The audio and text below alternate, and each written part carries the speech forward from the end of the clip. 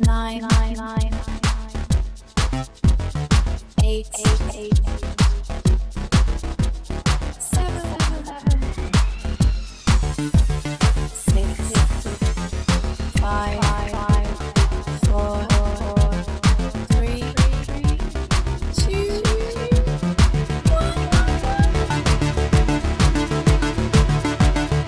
Welcome to the Synth Geekery Show. Here find your mates using the cool gear of no marketing BS money side price watch Synth Quiz and news. So sit back, relax, enjoy your favorite crew. Synth Geekery Show. Synth Geekery's where it's at. So join the channel and come on for a chat.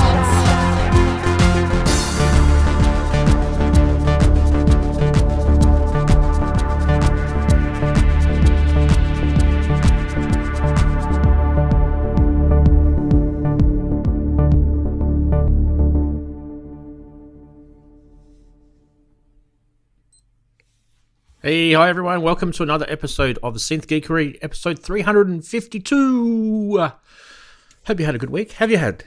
It's been good. You've been recording stuff, been buying synths. What have you guys been doing? Say hello to everybody here. We've got a drop-in replacement this week for Ian. We've got Steve here. Hello. It's weighted heavily on the Australian side this week. We're going to win this week, guys. Yeah. Aussies beat the rest of the world. We've got Daren on, and we've got Andy on, and Chris, of course, just to make up the nice little 5 sections there. And the chatties make up the bottom right-hand corner, as they do each week. Nice to have you guys on. How's everyone been? Be here, how's it going? All good. Good. Fantastic. Looks like we are streaming, so there's once again, we've still got no solution to the Streamlabs issue, so we're just streaming only on YouTube again this week, and the email's gone off to them saying, cancel the account, please, boys. You've had enough time to sort it. So that one's gone. Yeah. Good on you. Yeah. Stand up for yourself. We have to, we have to bring the spending in. And vote with our feet. Yes, it's not a massive budget, this show. If you haven't had it over the last 7 years. The preferred smell of the oily rag. Absolutely. Now, guys, we have actually got some more synth news. I don't know if I would say it's all new. I'd say some of it's a bit old and a bit second suck of the sav, maybe. What do you guys think? Second suck of the sav might be the topic of the week. Like, that is it. We're gonna sort of sink our teeth into the old Savloy, and hopefully we can talk about. I think we talked about this before, but I think it's a good topic where I think manufacturers are running out of ideas, so they rinse and repeat. Okay, and sometimes it's a good thing. They've learnt their lesson, but other times maybe they shouldn't have put it out to market the first time round. Hey, what do you think? Yes. We'll talk about that. Good topic for Saturday Sonority. Synth Quiz this week is going to be cool. We've got a guest synth quizzer for you, guest master. So that'll be interesting. And I reckon Price Watch. I literally just stumbled across this within the last few seconds before producing the show this week, and I think Price Watch is going to be a doozy. There's a couple of head scratchers in there, that's for sure. They're all on eBay this week, so that makes it interesting. Yeah. Anyway, we're going to do a quick how's your week been, and we'll go through. We'll start with Steve, because Steve's our drop-in replacement for Ian, and it should work. Yes, the title worked. Here we go. Things are happening. Excellent. I'm good. Bit of a quiet week this week because I had COVID last week, so I'm now on the path to recovery. There's still a bit of that around. My wife decided to bring it home, so there we go. Done a little bit of music and a little bit of code cutting, so hasn't been totally unproductive. And yeah, so here we are. But something to follow in the next few weeks. I'll give you a shout out when that happens. Something musical. Oh, fantastic. Oh, that was nice and quick. Why don't we head on the other side of the country, not the country, but the world, and we'll go to Andy. Andy, how's your week been? Yes, you're at the ass end of the world. How's it going? And I have bedhead, so there you go. I did get a tiny bit of sleep. Yeah, just been busy doing the usual thing. I finally eked out a hardware jam this week. Just a little silly OPZ thingy, but it was fun just to get my feet wet again. Just been too busy doing stuff. I was able to actually get any time or money for anything new or even used lately, but I did manage to score one of these guys, which I've been looking for a while. HPI tuning box. Oh, cool. Microtonal, weird scales, all kinds of stuff on the go. Even takes batteries, so it's Parkbench compatible. Cool little thing. Interesting. If you're into that kind of stuff, you can just, you can load Harry Parch's 48-tone scale, or whatever. Just a bunch of really weird stuff, as well as the usual pentatonic scales, Whose scale was it? scale. Harry Parcher. Harry Parch. Actually, Okay. it's on the it's one of the options on if you have Scala or Yeah. Scala, whatever you want to call it. Yeah. You can load all those things on your computer. You don't need something like this. But these are the guys who made the tonal plexus. If you ever saw the wacky looking keyboard that looks like it's made out of Lego pieces of different colors, Yeah, I remember. these little strips. And it's very expensive. It's it's I don't know, like $5,000 or something like that, or $4,000 or whatever. They were never cheap. And now the guy officially stopped making them because it was a one-man shop. And then and it's even hard to find used ones. And there was the newest one is the around $5,000 as well. I totally forgot the name of it, but I played with one at Stanford Karma a couple months ago. They had one on an exhibit, not doing microtonal stuff, just used as a controller, but it's one of those hexagonal honeycomb keyboards. I remember. But that also it has poly aftertouch on it, so it's really nice. But again, who can afford that for just a controller? It's a lot of money for just a controller. But I do have a small Axis see-through music Axis 49 controller. It's about that big, and it's same layout. It's the multicolored hexagonal, beehive kind of look, and those are really fun. But unfortunately, it doesn't have built-in MIDI DIN, so you have to use a USB converter if you want to use it with gear, which is kind of annoying. So I am going to connect that to this with a Kenton host box, and then control some stuff with that. So I get that kind of fake microtonal support for the controller that was just a little, MIDI controller that's USB. But yeah, just something more experimental stuff. It's not for everybody. It does sound very weird when you do some of those crazy ass microtonal scales. There's Pythagorean modes and all kinds. It's really crazy stuff. It's harsh to most ears, but yeah, it's something fun to play with. Other than that, this weekend is Vintage Computer Festival West at the Computer History Museum. So I'm going to be doing live streaming probably today, not tomorrow. I think Wozniak's going to show up today, or maybe it's tomorrow. If I find out he's there tomorrow, I might go 2 days. But there's some guys from Activision, if you guys follow video games, David Crane and another famous guy who worked for Activision. So David Crane made Pitfall, one of the most famous games of all Atari games. So he's going to be there doing a talk about the history of video games, and so that'd be awesome. And the next weekend is California Extreme, the big coin op extravaganza over at the Santa Clara Convention Center. So I'll be covering both events live. So that's it. Thanks. Awesome. Heading back over to this part of the world. Hey, Chris, how's your week been? Me? Not bad, mate. It's pretty typical week for me, I guess. Doing a bit of music today, and earlier in the week, what I was talking about last week, which is my version of a theme for the show. Did a bit today. That was good fun. Keeping my hand in. It's always good. Been working on the old module as usual, doing its things. This week I've been working on MIDI controlled shift registers, which is a module that's going to be in there, which is all sorts of fun and debugging, stuff like that. Still working on my lighting project. So I've got a whole bunch of reels of LED neon. So that's going to be going into something lighting related, which I'll show on the show when it's ready.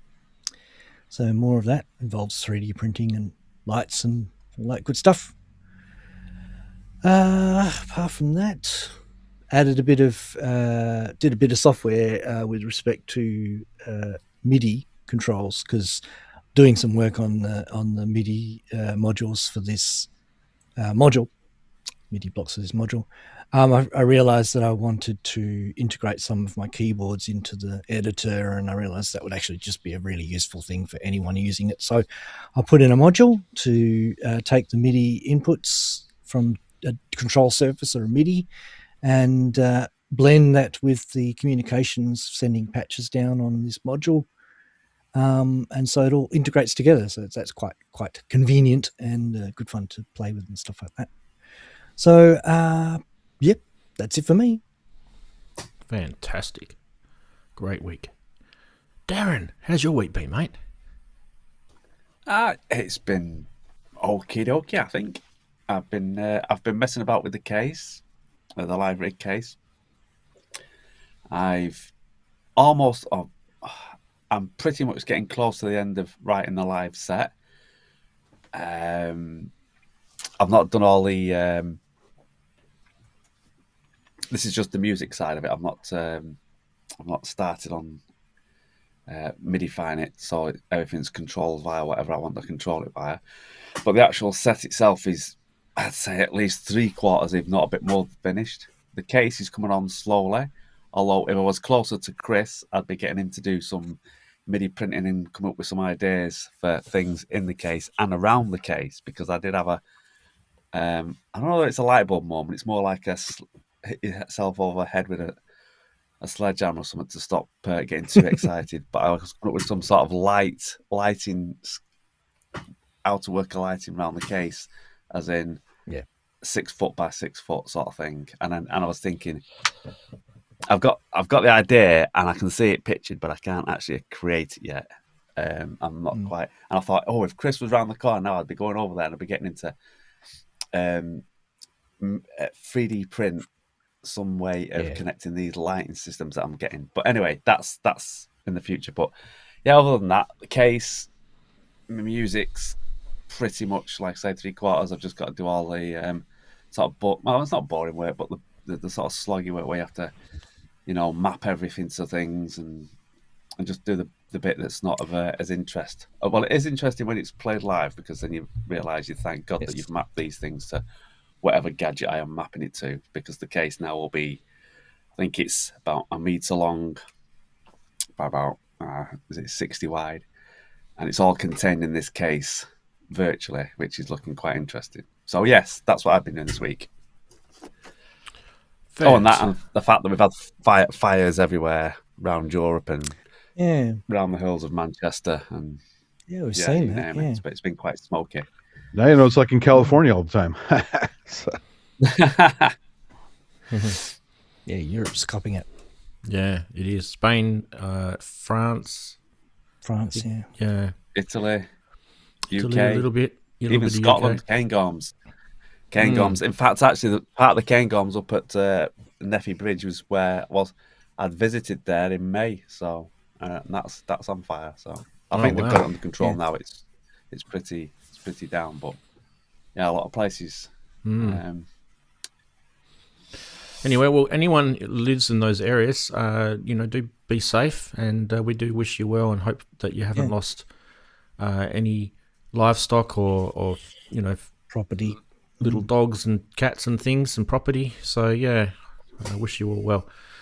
We are going to say hi to the chatties. Hi, chatties. I'm just going to be brief quick today. It's not a massive amount of you there. So big hello to Wags, Wagoo, to Sophie Music, Lady Aptitude, Matt Brown, Dead Man Walking, Chobs there, Inverted Popes, Zastruga, nice to have you guys, and Droigan, and I also saw Steve Elbows, big hello, Keith in Watford, big hello to you, buddy. And who else did I see? I saw someone else, the Wookiee, big hello to you, mate. And I think JP Page 2 snuck in right at the right time just to sort of get everyone seeing his name. Whether that was strategic or not, I don't know, but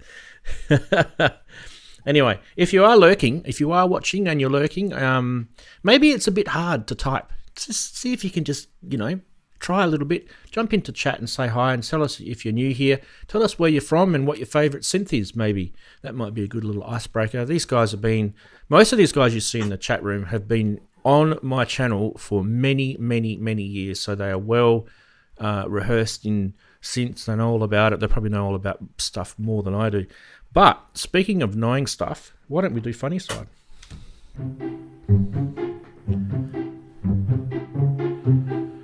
Starting off with this. On this day in 1985, the Pet Shop Boys released their single Opportunities. The photo is of Neil Tennant and Chris Lowe. That's fantastic. It's the greatest meme ever, isn't it? It is so good. I love factually correct memes. They are so good. Next is, if you're into this one... That's very good. By the way, that is a tail. Don't get any ideas about that. Devo, anyone? Where's Mark? Anyway, we'll keep going. That was good. Well done, Steve. That was a good one from you, mate. This one. Who likes staccatas, hey? Lurch Adam does. That's a great one. Now, the next one, I'm going to do it kind of differently to how we normally do it. I am going to do it like this. And what we've got here is some, well, maybe some maths if you're very unsure. But even if you're sure, you may actually recognize the maths. You may think to yourself, what type of maths is this? What does this actually give us? Well, I'll tell you, I'm actually going to help you. Today's maths lesson, we have actually just shown you how to do the, ready for it? Drum roll. The DX7 flute patch. That's what that is. And hopefully you guys enjoyed that meme from your professor. Thanks, Steve. That was a good one. I like that one. I probably enjoyed that more than anyone else. I enjoyed it. I am going to release the meme of the week bot. This is true. He's going to let you know what ones there are. Oh, here we go. Poll options are, if you type in !vote and put a space and then the number that corresponds to your favourite meme. 0 being Top Shop Boys. Do you like that? Do you like that? Whip It Good is number 1. 2 is Lurch. And 3 is the DX7 flute. Please place your votes into the chat. And we'll see. Geez, they're popping in all over the place at the moment. Look at that. If you're not sure how to do it, I would suggest copy something that someone's already done. That would probably be a hint. Seems to be working well so far. Yeah.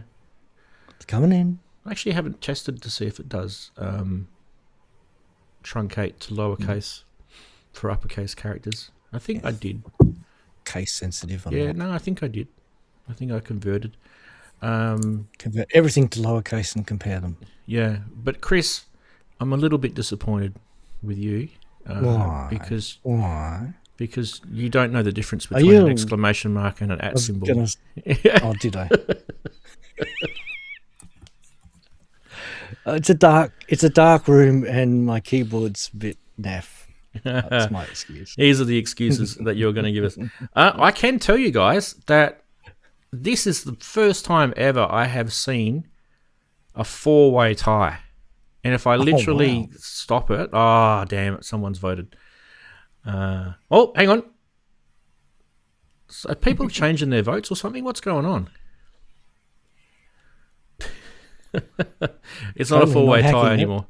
Honest. Well, anyway, someone else has voted. There we go. I think we have a 2-way tie. I think we might end it with a 2-way tie. See what happens. I'll see if the bot actually does anything with this.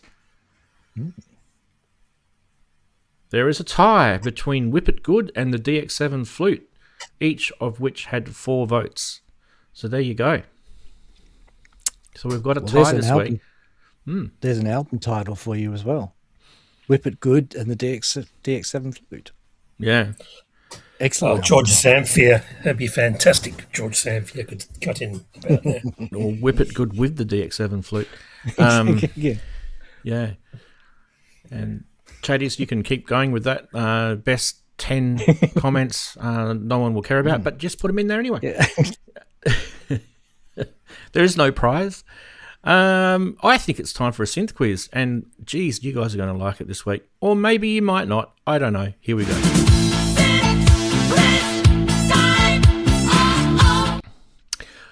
Oh, indeed. Right, now we have to clear the quiz. Let me make sure I've got that done, because otherwise... I think I cleared it last week, but I'll do it again. Clear the quiz, and we'll start the quiz. Make sure that chatbot's done the job before I press the next command, otherwise we'll confuse him. There we go. Right, now we can do that one. Right.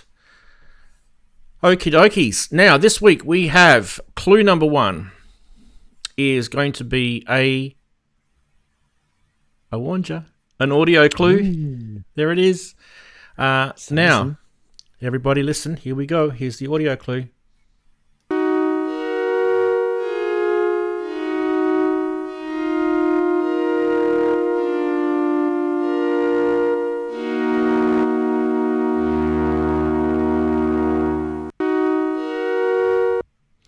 Shall I do it again?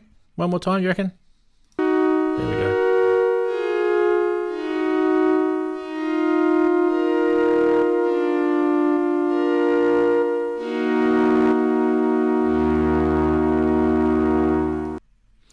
There is your first clue, people. Hopefully that's enjoyable. We'll see how we go with that. I'll just turn that little graphic off. It's going to be hard to Google that, isn't it, boys? Yeah. That's the theory. Yeah. Anyway, I didn't make the sounds, so don't blame me if it's too hard. There's a few hints in that sound, I'll have to say. Like if you think about it, if you know anything about synthesizers, you should be able to work out. Ask yourself: is it a monophonic synth? Is it a polyphonic synth? Did I hear more than one voice? Ask yourself those questions. I mean, that's probably going to be a good little start. You know, simple sort of start with the simple building blocks and then see you can go from there. And then maybe look at the waveforms. What sort of waveforms did I hear? Actually, if the YouTube algorithm were any good, you could actually post a snippet of that, and it would say, "Oh no, you've stolen from this guy," and it'll tell you what the synth demo. I get a copyright claim. It's another French guy, I think. Yeah. Oh, dearie me. It'll get in trouble with the French again. At some stage during the show, we will show you the other 2 clues, but do stick around. Hopefully you enjoy the other segments. We're going to start the rest of the segments off with some news.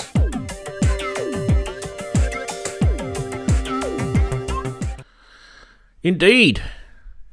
Boys and girls, is this the second suck of the Sav? That's my question for the week. What do you think, Andy? Do you reckon it's the second suck of the Sav? The 1010 Music Black Box 2. What do we got here? Different though. Yeah. Kind of, sort of. Yeah. I like the black box. I have it. I don't use it very much, but I like it.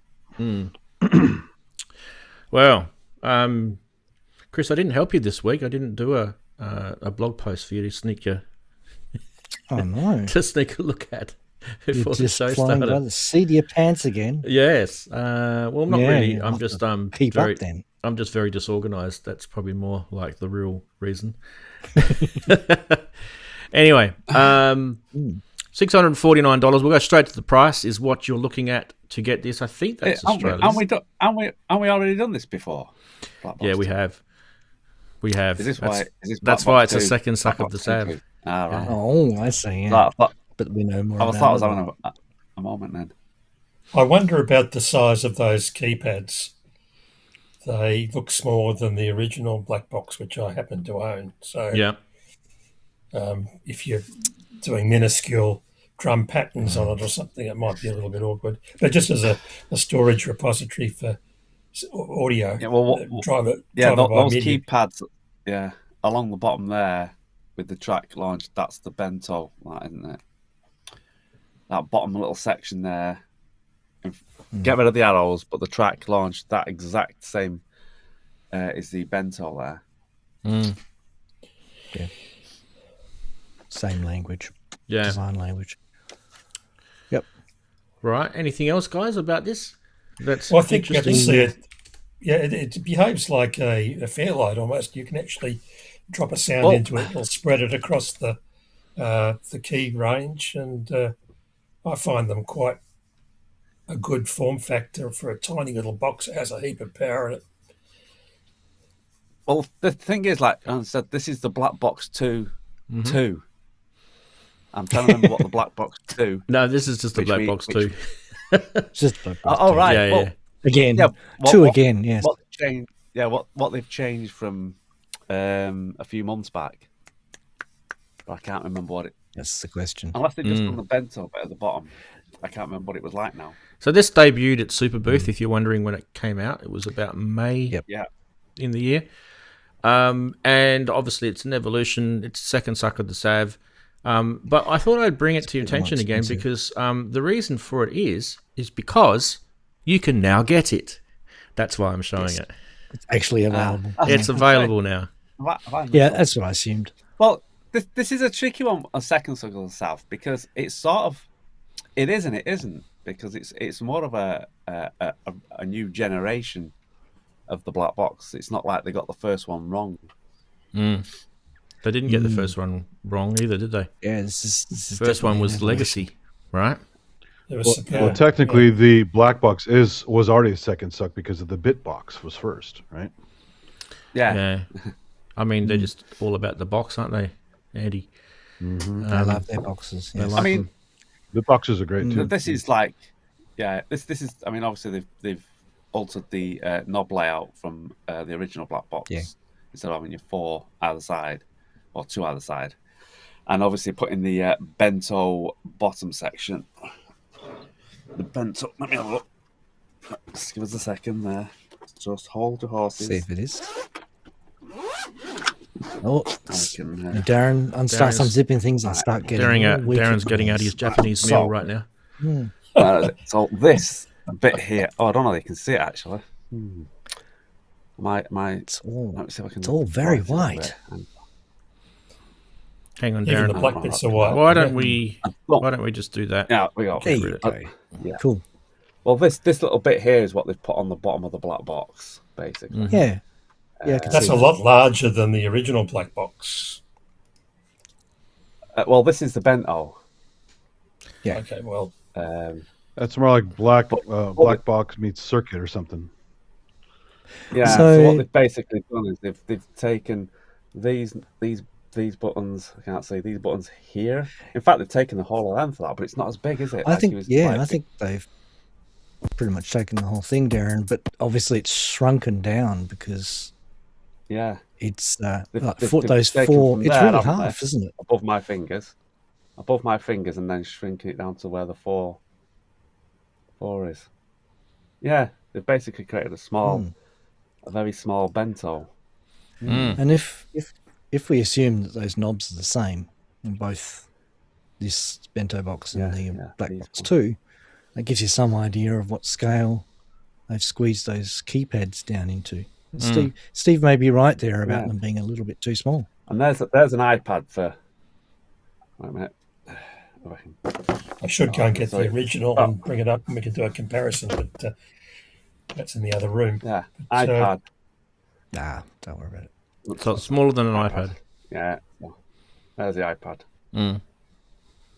So, I thought the bento was quite small, to be honest, and that means obviously the black box is it's kind of tiny, really. Do you guys want me to play the video that we showed back in May? If you're wondering what episode we showed it was Synth Geekery episode 343. What do I up to now? So it's about 9 episodes ago. It's not that long ago that we showed it. yeah, it was quite recent.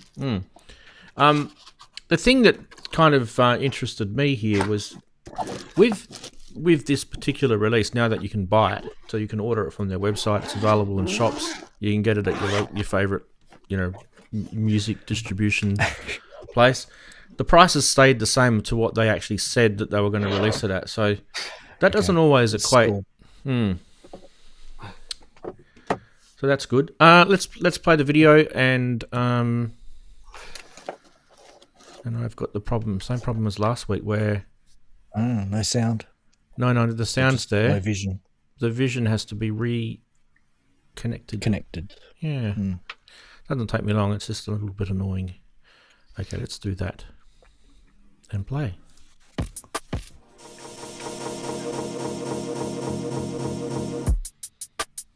You can see how tiny it is there. Look at that. Yeah, that is small. But it is a touch screen, so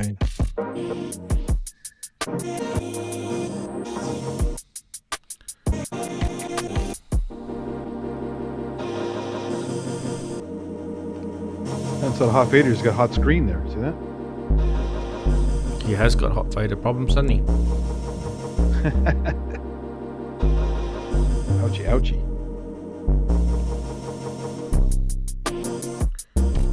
So obviously the difference with this and the old one is you've got a battery in this.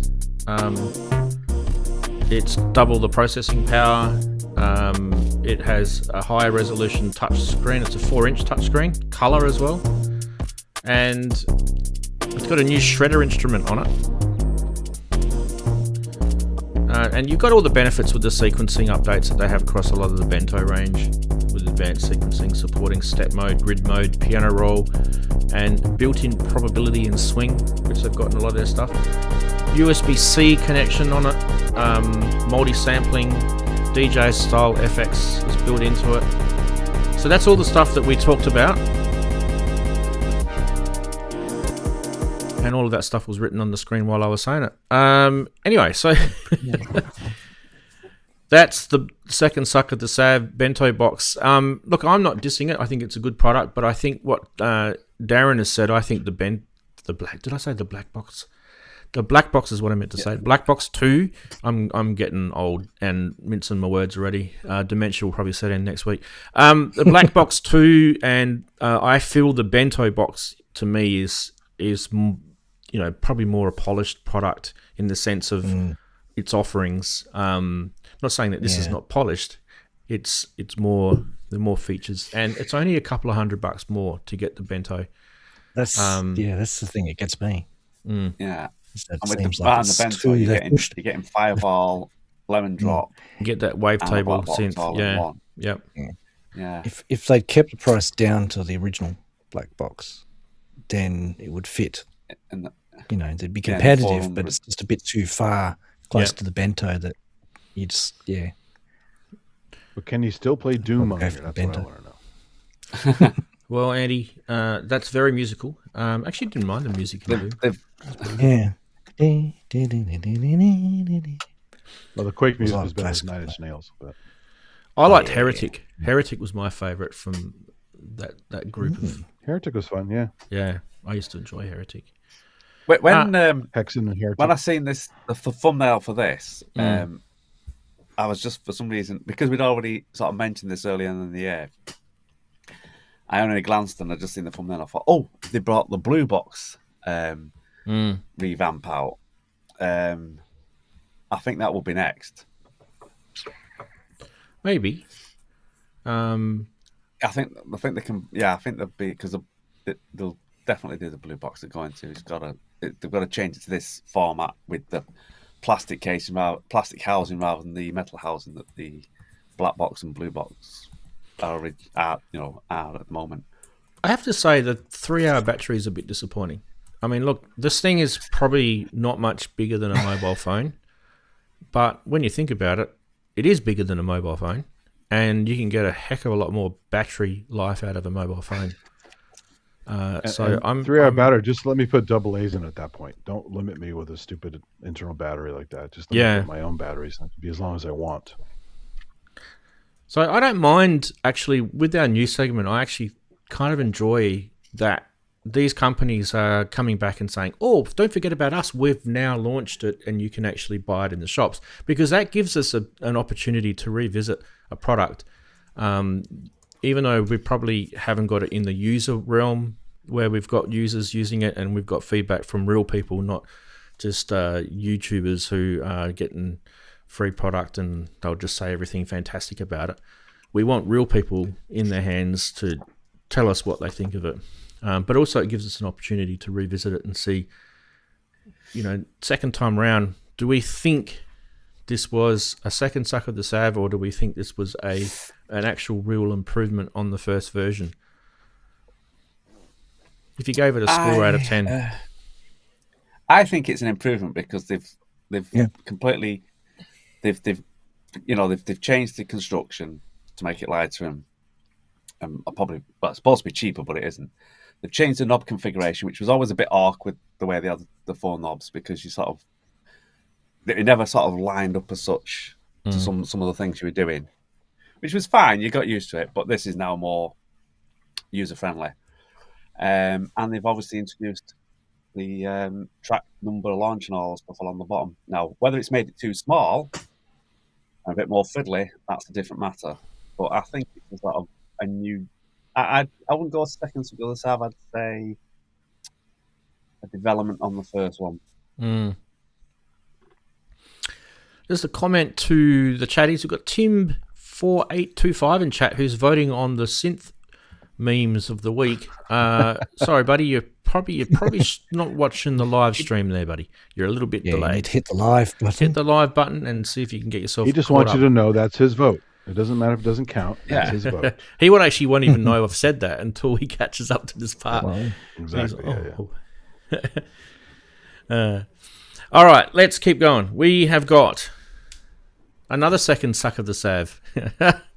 In fact, this time I can't actually call it a second suck of the sav for us because we never actually showed it the first time when it got released. This is the Flow V4.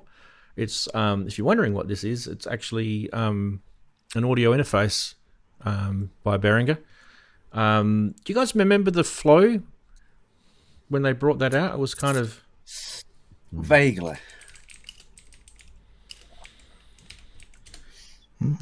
Definitely very colourful. Yes. It seems familiar. Yeah. It's got Tascam vibes, hasn't it, really? This has got Tascam vibes all over it, and yeah. So it's the DR670 or something, whatever it was. This is built for video production, this one. So I actually thought I'd show it because Behringer are trying to tap into that market. And it's, technically beneficial to YouTubers and streamers and those sort of people. So a lot of musicians do use that. That's for sure. What this offers you is, a pretty decent 10-track multi-track recorder. Also, it has the preamps, the 4 dual gain mic preamps in there, dual stage 80 converters, 142 decibels of dynamic range. So the video, I don't know if I should play the video. It actually has swearing in it and stuff, which doesn't worry me. But for a product release, is that video, bad? Is that how bad it is? I'll show you. You guys can watch it. Here we go. Let's do that. He's like, check out this dynamic shit. range on set can be massive, totally unpredictable. And action. Why do you have to be so quiet? I just can't help it. I've always been quiet. And that's why recording sometimes feels like a gamble. Why do you always have to be so loud? Loud! This is me being fucking loud! But what if you had a system that could take on that challenge, giving you the one thing that location sound rarely offers: certainty. And that's exactly why I'm excited to show you this. The brand new Behringer Flow 4V, a 10-track field recorder built specifically for film, documentary, and yes, creators and streamers too, who want real production sound. And cut. Right, guys, let's reset for the next scene. And it does something I haven't... We're not going to watch the rest of the video because it's like goes on for ages. And what's the disc on the top? What's that disc there? You can do a little DJ thing. Don't know. Scratching. You could load a compact disc in it. It's going to say it's a compact disc destroyer because you don't need them anymore. So you put them on there and it destroys them for you and disposes of them. Environmentally friendly. What's funny about that? The V-Synth you can actually use as a video controller. It has video capabilities on it, even though it's meant for synth and stuff. And you could use the D-pad to manipulate your video, which is hilarious. Well, this is this has been designed by the same team who designed the X32, the original X32 mixer, and the Wing. You guys remember the Wing? Same. Oh yeah. Yeah. Yeah, I remember the Wing. Yeah. So the same guys did this. So yeah, it's aimed at that sort of AV market, we'll call it, an audio-visual market. But yeah, it does actually present itself to be quite a decent thing, and the price is only $299, which is typical of Behringer, right? Yeah. So 10 channels, not bad. I mean, let's get some different angles of this thing so you can see it, I guess. This is about 6 months old as a product, by the way. Yeah. We never showed it. Very familiar. Yeah, we never showed it originally. I watched the video though, yeah. Yeah, back when I was doing location sound recordings, it's this kind of thing that would have been very handy, but even then it would have been overkill. 10 channels, I wasn't going to need that. I'm going to give one of our Australian stores a bit of a free plug here because I think that they've actually laid it out better than the Behringer website. So I just actually want to show you the pictures of the inputs on this thing. So they're your mic 2, mic 3, and mic 4. You've got your USB power. So there's those connectivities down the bottom as well. And that's the other side, mic 1 with your host and client through connection there. That's the interesting thing at the back with your SD card slot. Yeah. Yep.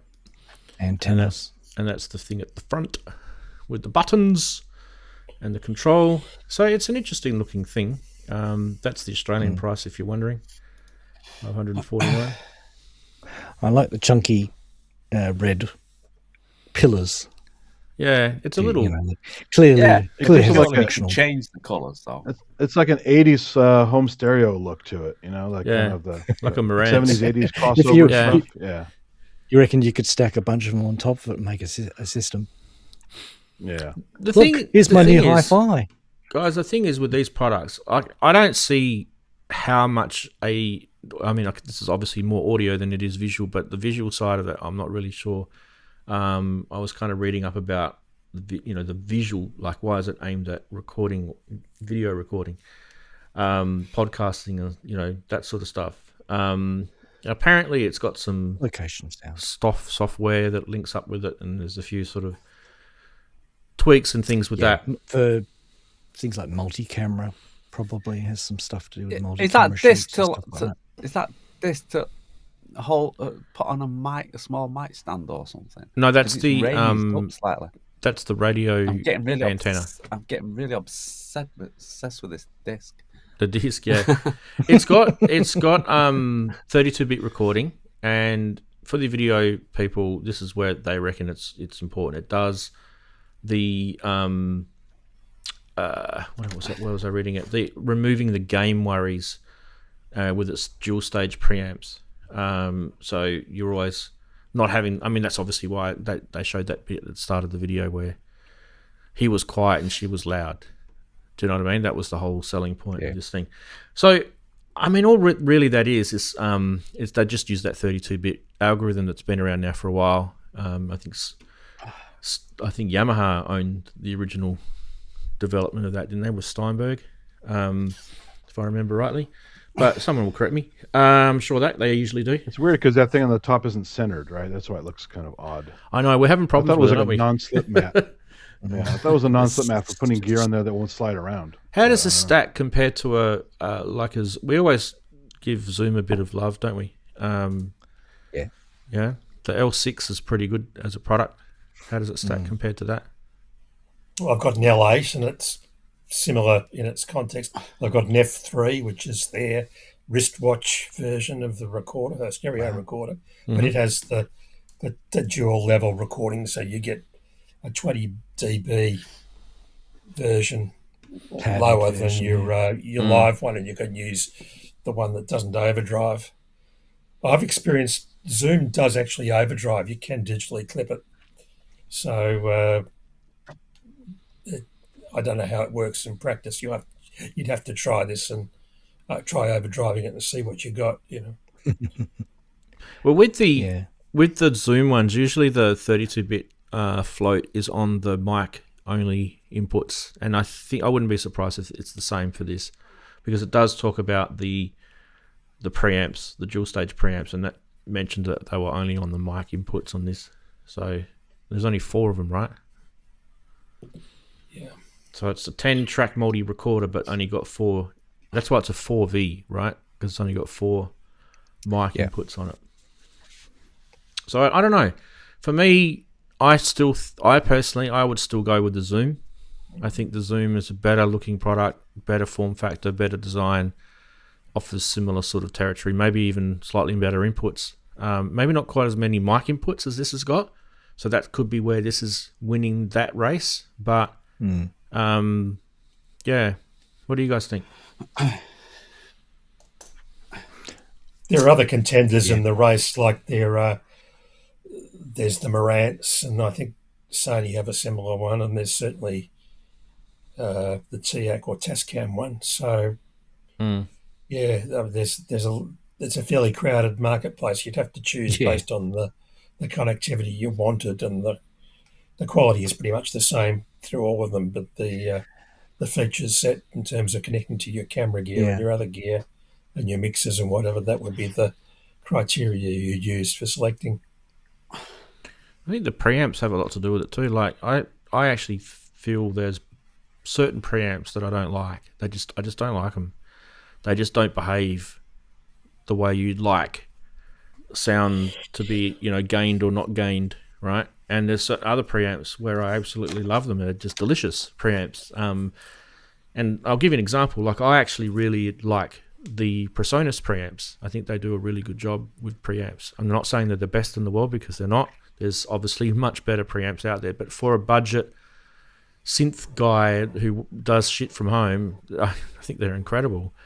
So the preamps are really important. It's okay to have 32-bit float on these, but it's not going to mean much if it doesn't have that sort of dynamic sound that you're after. That's for sure.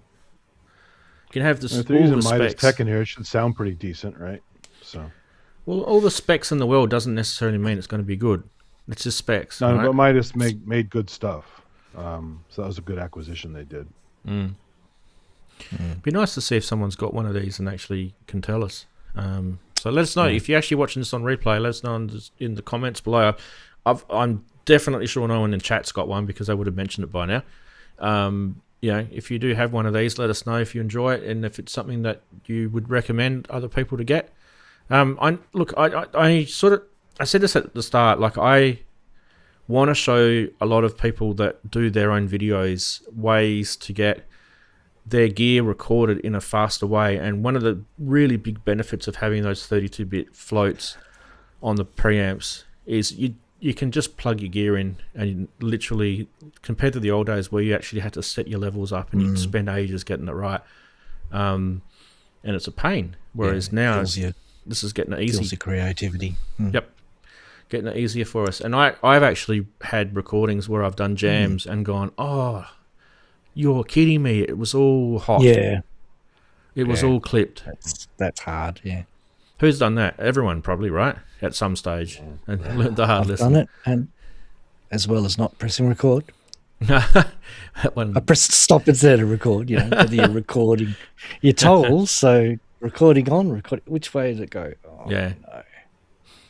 I'll have to do that again. My friend was teaching me the hardware jam style back in 2008.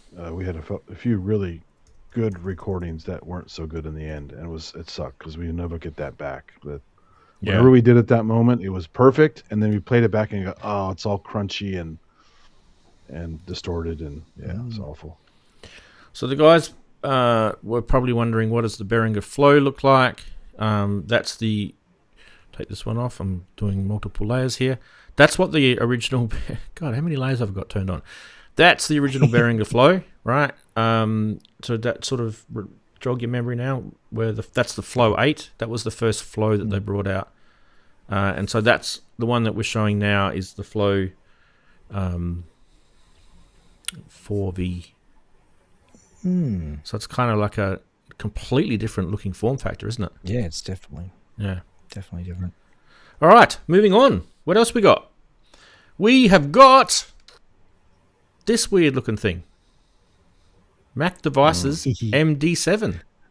Who's seen this? Pair of CD players. I'm into like circles today, aren't I? Looks like a new teenage engineering device. Look at the discs on the top. I certainly hope those discs are touch sensitive and they do things. Everyone's wondering, why is Rand showing all circles today? All right. Yeah. This is a pocket synthesizer, and I do have a video ready for you guys. It's actually an Instagram thing, so it's a little bit tricky to do this. But anyway, we'll do our best. I think the best way I can do this is just full screen it, I think. I think there's a YouTube link in the group, the Synth Geekery group on Facebook. Okay. Send that to me and I'll do that. But for now, we'll just show this. Yes. Haptic. So you can turn those circles, Daren. Yeah, it's haptic.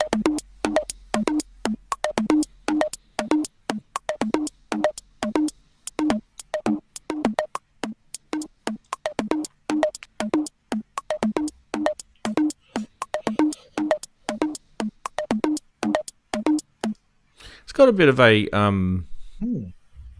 teenage engineering vibe going on. Oh, yeah. Yeah, it's like that recorder they made where you could actually control the playback speed with the disc. Yeah.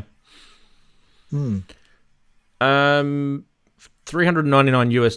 It is. Now, what can I tell you about it? Full details. Don't just tell me that.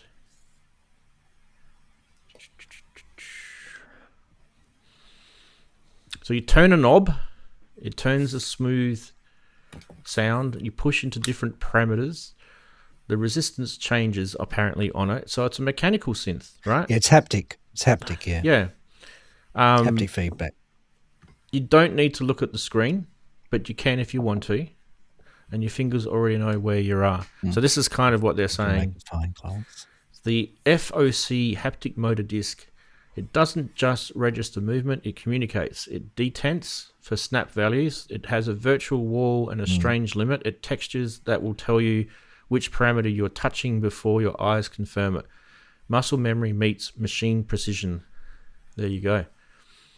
So you feel some kind of pulses and stuff, because true haptic is force feedback. You actually feel. Yeah, you can. It's a bit like the Melbourne Instruments powered knobs. Those ones had detents as well. Had a mode where you turned it and it felt like it felt like they were detents. It's pretty realistic feeling.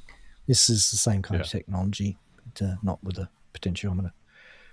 So this is what I was just reading before, the synth that talks back. So it's got a little 1.65 inch IPS display on it. That is tiny. Daren and I would have trouble with that. We'd have to get the magnifying glass out.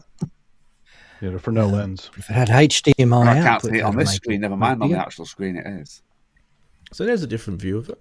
Yeah. And, bit weak of call, they want their interface back. Look,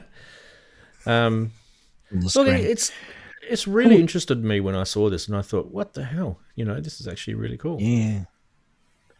But the demos you heard, do they all sound kind of like that, kind of plinky and minimalistic, or does that actually have pretty good sound on it? I'll get the other one up once I get it. I don't know if Steve sent it to me. Because if it's expensive and it sounds like that, it's like, I don't know about that. And I'd already put it in the Facebook group this afternoon, so just by chance. So all right, I'll go you have can a have a look look in at there. that later. That's fine. Yeah.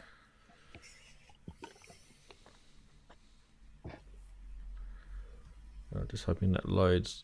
It sounds like it's pretty completely open, so you can put whatever engine in there that it can fit, I guess. The front page, I can't find it. It's weird. Anyway, we won't worry about that. Open source, open sound. So every line of code that runs your synth is public. So I guess there's a GitHub that they're going to open sooner. It's a DSP engine with a modulation matrix and a sequencer. It's going to be all on GitHub.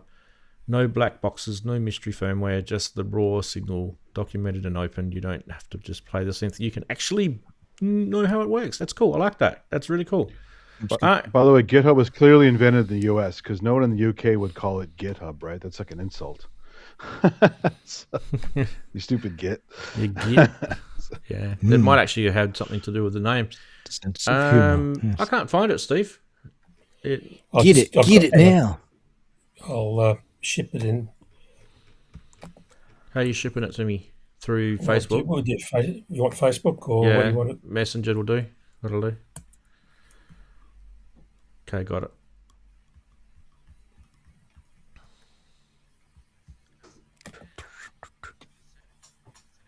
I tell you what, if I was a we user can't show interface that. designer, We can't show that. if I was a user, if I was a user interface designer and I was showing the product at the end of the day of the screen that small, I'd be a little pissed. You can't even see all the work I did. It's so small. I mean, it's impressive, cool. Clear, but tiny, right? It's cool. And it's screaming out for having a HDMI output. How big's the OP1 screen? I mean, that's 1.65 inches. It's about, like the thumb, part of the thumb there. It's not massive, right? Let's see what it says. 5.5 the OP1 centimeters. field is a little bit bigger than the OP1. So the OP1's is bigger. It's 2.16 inches. This is more like the screens inside the like the Electron cheapy boxes. The little spin-off electrons that were really cheap. Yep. Tiny little screens on there. There is some more demos of this, but it's on that Decimals YouTube channel, and I can't show it because it'll get me a little ping. We don't want that. Yeah. So yeah. Anyway, I want to know more about it. That's what I'm saying. Give me more information. Not just tell me what we just saw. Tell me more, please. Mac devices. We're interested. Come back to us. It has a bit of a. That's that front end view that we showed before. That one there. Kind of reminds me of the 80s or 70s devices that were around. Micro reel tape to tape. Yeah. Like this message will self-destruct in 5 seconds. Doesn't it? Yeah. Your mission. All those spy recorders, yeah. Yeah, the button shapes with the little indentations. The lozenge buttons. Yeah. Very 70s, yeah. Yep. Like it. Very interesting industrial design anyway. I do like that sort of stuff. Do the buttons have any... Do you have pressure or... Have no idea, mate. Or is it just that's what I'm saying. We need to know more. If you can find that out, let us know. But at the moment, all I can find was just that information, and I thought it was a bit light on. But it was very interesting, and the feedback with the, that, what was the word that you used, Chris, again, for the mechanics? Haptic. Haptic, that's the word. Haptic feedback. Nice. Right, next. Yeah. Who's seen this thing? Ooh. Not until you showed it to me. I have now. This is the Obsidian by Vans Devices. Or Vans, yeah. Yeah. Isn't this your thumbnail for this show? Yeah. So if you saw my thumbnail, you would have seen this. Yep. I'm going to show you a little video. There's a couple of videos I can actually show you with this, but this one's kind of interesting with the sounds that it produces. And I'll tell you about it on the other side.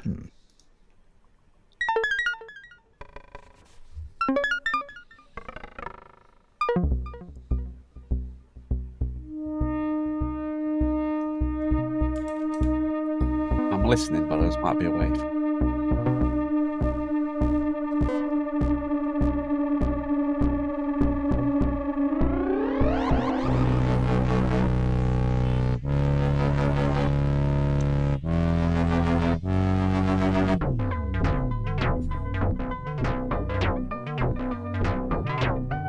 Sounds like some Tonto tracks.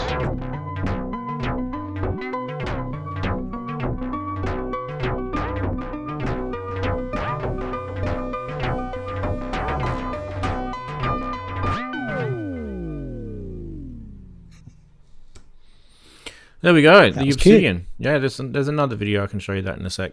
But let's have a talk about it. I'll show the other video on the other side of us having a chat. It's a semi-modular analog synth. That's what it is. It does have analog circuitry, as I mentioned. It has a couple of different worlds of synthesis techniques in it, and it's quite an interesting design, I'd have to say. Pretty big on the width side of things. And all their sliders. Yeah. I like the long throw all sliders. aligned. That's good. They look really good. Very Give me ARP vibes. very ARP-ish, Yeah, very right? ARP.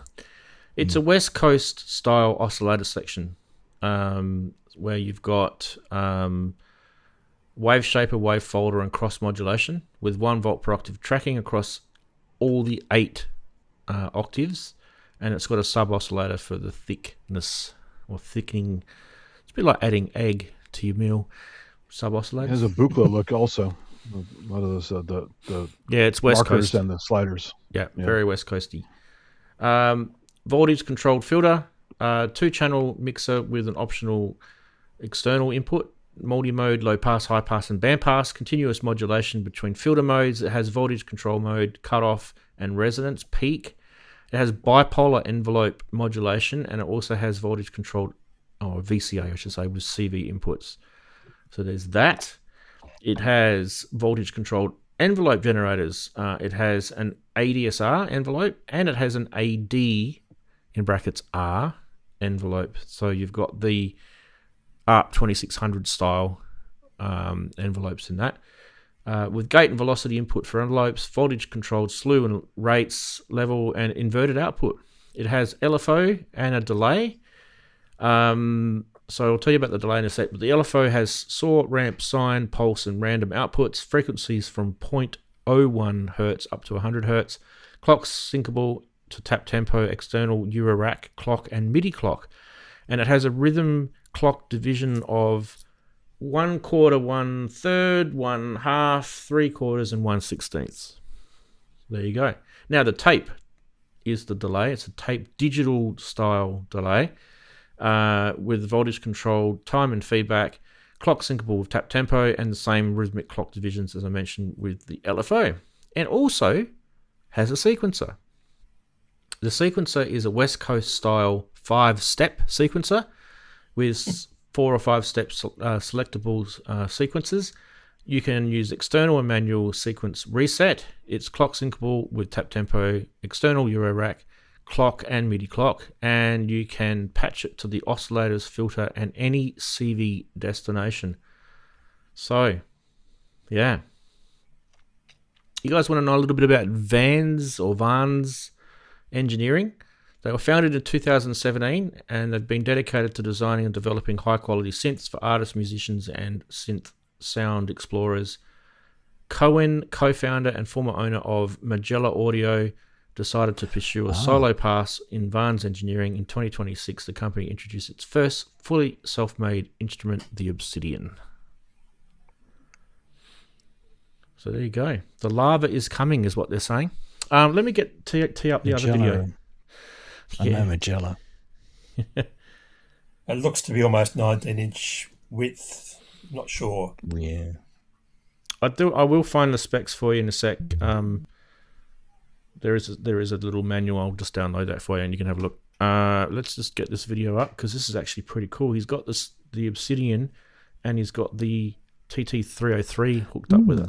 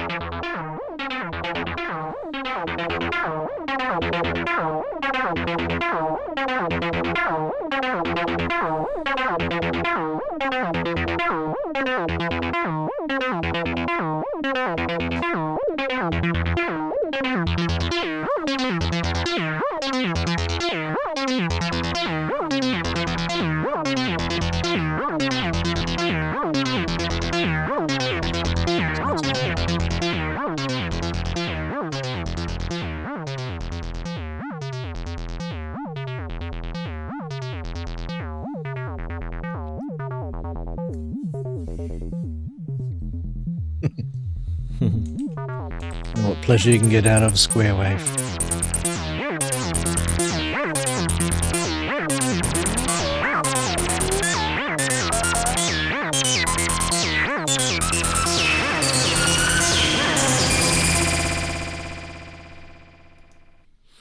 There we go. It's Kent's favorite, spring reverb. Kent loves the spring reverb. It reminds me of those old Electro-Harmonix boxes, the little baby synthesizers that were out in the early 80s, late 70s. There's a guitar pedal effect almost, but they have the similar. It just rang bells like that when I first saw it.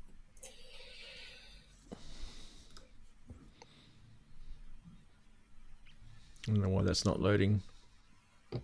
There is a little standalone jam he's done. Oh, there we go. So this is just the sounds of the synth.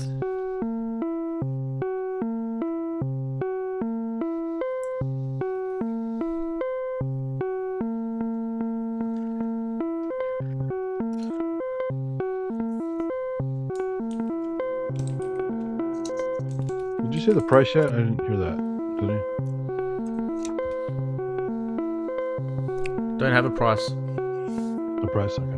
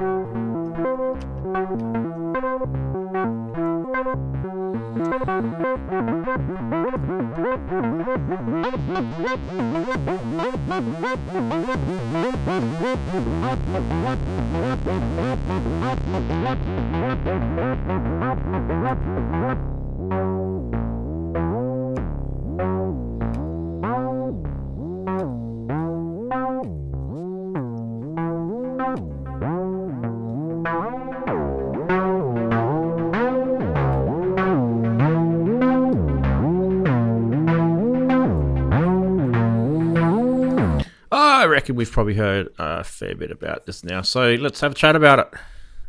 Guys, thoughts? Just before you jump in with thoughts, I've had a look at the user manual. They're about version 0.0.1 or whatever it is. It was a preliminary version of the manual, so subject to change. There is no specifications in the manual. It doesn't say how many HP this is, if it's semi-modular. It doesn't have any specifications in terms of width, weight, size, voltage, output, voltage consumption. So, guys who are building this thing, update your stuff. If you're releasing the product in the It'd be public, nice to have some kind of basic price because I'd like to compare it to a 208C just to see. give us a little bit more information. But maybe this is a bit wet in terms of still wet paint type thing. That's fine. Don't release it. Don't release it to the public if it's wet paint. Yes. Anyway, guys, tell us what you think of the sounds, the idea, the design. Is it for you? It's cool stuff, yeah. I quite like the elegance of simplicity of that design.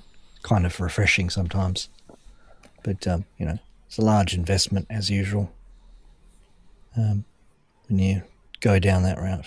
Because everything has to match then. But, it didn't blow me away in terms of, I don't think there's anything revolutionary there. It's just definitely taking kind of well-trodden territory and implemented it, well. The sequencer seems a bit limited. 5 steps is a curious choice. That's the easel, right? The easel's a 5-step sequencer. So it's a real West Coast certainly sequencer. Sounds juicy enough. I think the filters we used to play with, the bipolar filter.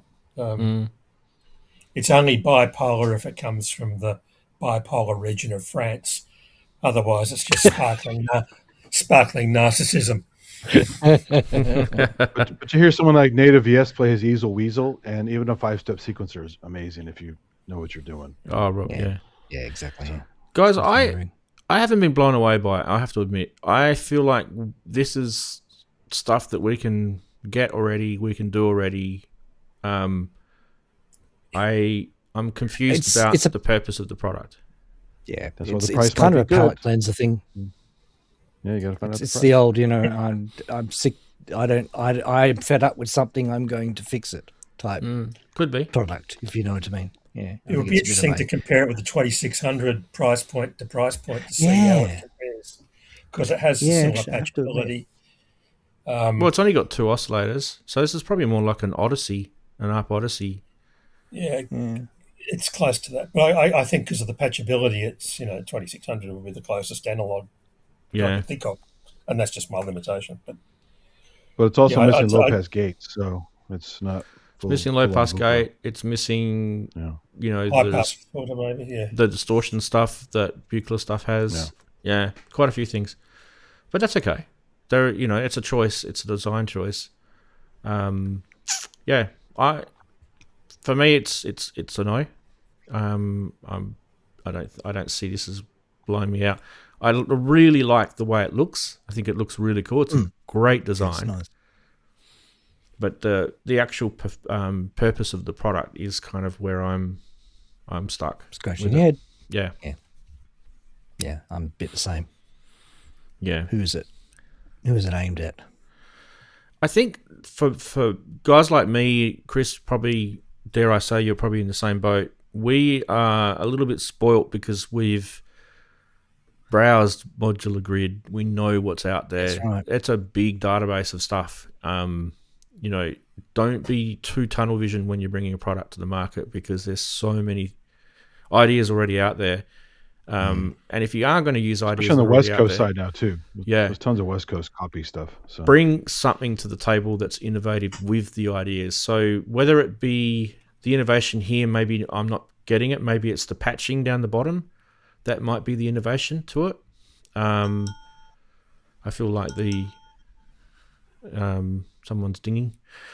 Yeah, I feel that's okay. I feel like the patching though is you can do that on a Buchla anyway, right? So it's not new in that sense. But yeah, sounded good.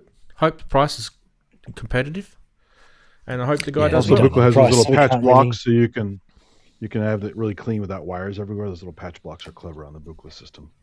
Yeah, the shorting blocks they call them. Yeah. It is nice how the patch points are below. It's got that ARP sort of feel in that sense.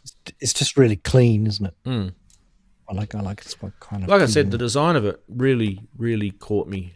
That's why I wanted to show it. But yeah, the purpose and the audio Sometimes these things can be crazy, right? You can look at something and you go, nah, I don't get it. It's not for me. And then some guy gets it and then turns this thing into a magic friggin' sound, crazy machine, and you just think to yourself, wow, I missed that. Yeah, exactly. I didn't realize it could do that. I'm still waiting for someone to do that with the Akai Timberwolf, but that's fine. Oh, don't insult the Timberwolf. Just needs a couple of years and a few amazing effects. Hey, Ranzee, share this for the. Is it sharing out or not? You can see something. You're showing an easel. Yeah, just for comparison, so people can see. Thumbnail. Patch points at the bottom, sliders. Where are you showing it to me? Oh, on his phone. I am completely blind. It's on my camera. Yeah, that's what he's going for.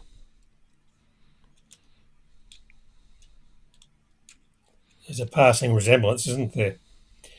The sound and the look. There is a bit of similarity, isn't there? With the patch points just below, cool card the sliders. Make your custom stuff, but. And how much is that, Andy? I mean, the easel stuff's expensive, right? I think they're like 1,500. I could be way off. Could be $2,000. I don't remember. Yeah, they're up there. They're at least they're a couple grand usually. I forgot the exact price, but they're never cheap. I think an easel, the cheapest easel was normally like around $3,000 because you got the keyboard and some extra electronics and stuff. Yeah. Well, Tip Top Audio are making the Buchla stuff available to Eurorack, and it actually is really quite inexpensive because you can build. Technically, you could build an easel. It's probably not going to have the Centronics port up the top and things like that, but you can build an easel at your pace, right? So you're not in stuck with a $1,500 to $2,000 starting price to get a small easel. You can just get a few modules, and then the benefit of it being in Eurorack is you can merge that land with other lands that Mix you've and got. match. Yeah. So cross pollination. Love it. Yeah. This guy might, I don't know, it might be worth him modularizing all this up and splitting it up into the separate little modules. I don't know. It could be an idea for him. I mean, he's gone to the effort to design these, so that may have some scope for him. I'm not sure. See how he goes. But that's it for news, people. Hope you enjoyed the news. What would you get this week? A second suck of the sav? I think I'm enjoying that saying a bit too much this week.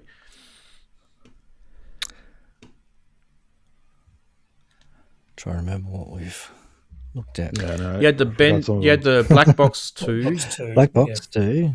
You had the Behringer Flow 4V and the Mark Devices MD7, which is that mechanical the haptic thing. Haptic thing. Yeah, I think I'd probably go for that.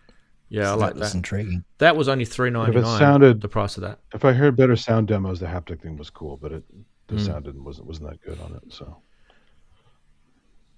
I mean, the thing is digital, but I'm not against it. No, not the fact it's digital. The fact that it just was like it's probably expensive and it didn't sound like amazing, right? Yeah. Yep. Now we have still got a couple of segments to go. But someone's gonna poop his pants in chat if I don't give out the second clue. So I'm gonna do that. Yeah, I'm gonna do that. Don't worry. Don't poop your pants. Here we go. Second clue. Here it is. It's an audio clue. I should tee up the audio clue for everyone. Should I do that? Of course. Here we go.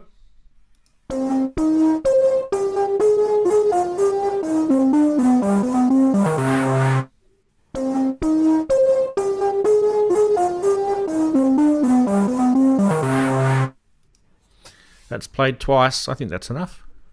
Are you happy with that? There you go. Very interesting. It's not. Yep. Changing my thoughts now. Sounds like some pots need cleaning or something on it. That would be the noise. Maybe. I'm not giving anything away this week because I don't want to. You tweak the pots a couple times and then it goes back to being clean again, right? So. Now, as I say to Ian every week, crack your fingers because we're going to do On This Day. And this week, it's hosted by Steve.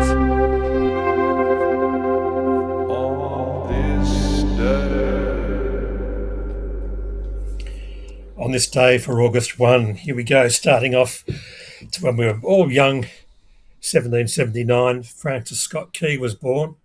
He was a lawyer, but his poem, Defence of Fort McHenry, later became the lyrics of the Star-Spangled Banner. So most Americans would know that. 1898, Morris Stoloff was born. He was a distinguished American composer and did a lot of Hollywood musical work. Won Oscars for Cover Girl in 1944, Jolson's Story, which you've probably seen, 1946, and Song Without End, 1960. He was nominated 14 other times, so successful, but not a well-known name. 1938, Paddy Maloney of the Chieftains was born on this day. He was composer, arranger, and musical director of all 44 Chieftains albums, and he passed in 2021, so no cake for him.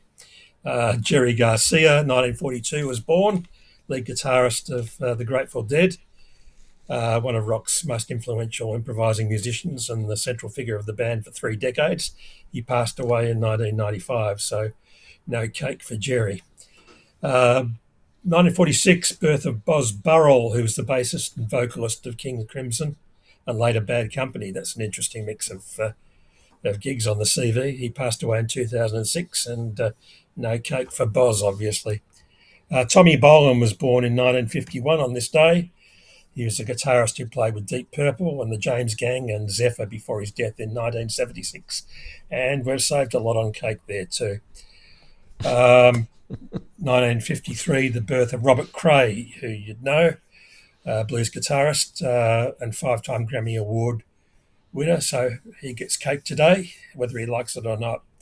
1959, the birth of Joe Elliott, who was the lead vocalist of Def Leppard, subject to a death hoax story on Facebook this past week, but he gets cake today. 1960, the birth of Chuck D. Chuck D, who was born Carlton Douglas Brittanua, is a rapper and co-founder of Public Enemy and one of hip-hop's most influential groups. He has 66 candles on his cake today. 1963, the birth of Coolio. Don't believe the hype. American rapper who did Gangsta's Paradise, of course, which was a Stevie Wonder ripoff. So he died in 2022, so no cake for Coolio. 1963, also UK #1 single was Elvis Presley. Got to #1 with You're the Devil in Disguise. In 64, the Billboard Hot 100 had the Beatles with A Hard Day's Night on this day. 1965, Rolling Stones were at the London Palladium performing on the UK tour, supported by the Walker Brothers and Rod Stewart, who was with a group called Steam Packet, and a few others on the bill. 69, the Atlantic City Pop Festival opened, one of the last major festivals before Woodstock began. And the artists included Creedence, Clearwater Revival, Janis Joplin, Santana, Little Richard, Joni Mitchell, The Byrds, Joe Cocker, Procol Harum, and Frank Zappa and the Mothers of Invention. So that was a pretty good bill for the day. 1970, UK #1, Elvis Presley reached #1 with The Wonder of You. And the film premiere on this same day, this day in 1970, Performance starring Mick Jagger, premiered in London. 1971, concert for Bangladesh was on this day, featuring Bob Dylan, Eric Clapton, Ringo Starr, Billy Preston on keyboards, Leon Russell on piano, and the members of Badfinger. And it was the first major all-star sort of charity rock concert, I guess, paving the way for Live Aid, Farm Aid, and many later benefits. 1971, on this day, Sonny and Cher Comedy Hour debuted.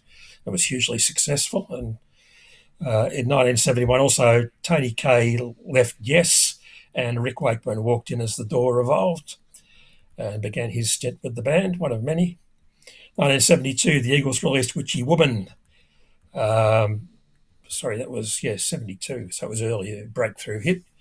1980, Def Leppard made their American concert debut, opening for AC/DC. And then in 1980, Susie and the Banshees released Kaleidoscope. 1981, MTV launched with their first video shown as Video Killed the Radio Star by the Buggles. 81, Rick Springfield reached number 1 with Jesse's Girl. And in UK, Shaking Stevens began a 4-week stint with Green Door. In 1987, MTV Europe launched on this day, so they obviously kept the same anniversary. In 87, Billboard number 1 in the US was Bob Seger's Shakedown. In 1998, UK number 1, the Spice Girls reached number 1 with Viva Forever. 2000, AC/DC began Stiff Upper Lip World Tour, and the band opened their 140-date world tour in Grand Rapids, Michigan. I'll say that with my teeth in next time. Madonna's music was released 2015. We had the death of Cilla Black. She only had a Geordie accent on screen. She had a very posh English accent the rest of the time, but the public never saw that. But I know because the guy I worked for, John Hawker in Australia, was her MD in 1974. 2019, the former Kinks keyboardist Ian Gibbons died, aged 67. He played with the band across several decades and several tours. In 2019, the UK number 1 was Shawn Mendes, and Camila Cabello had a 5-week run at number 1 with Senorita.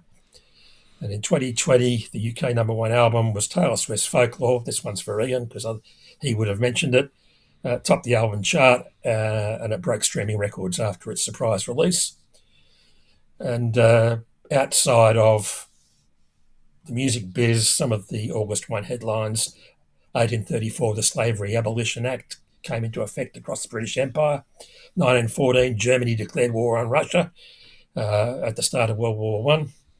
1964, Beatles' Hard Day's Night, of course. 69, the Atlantic City Pop Festival. Mentioned that. And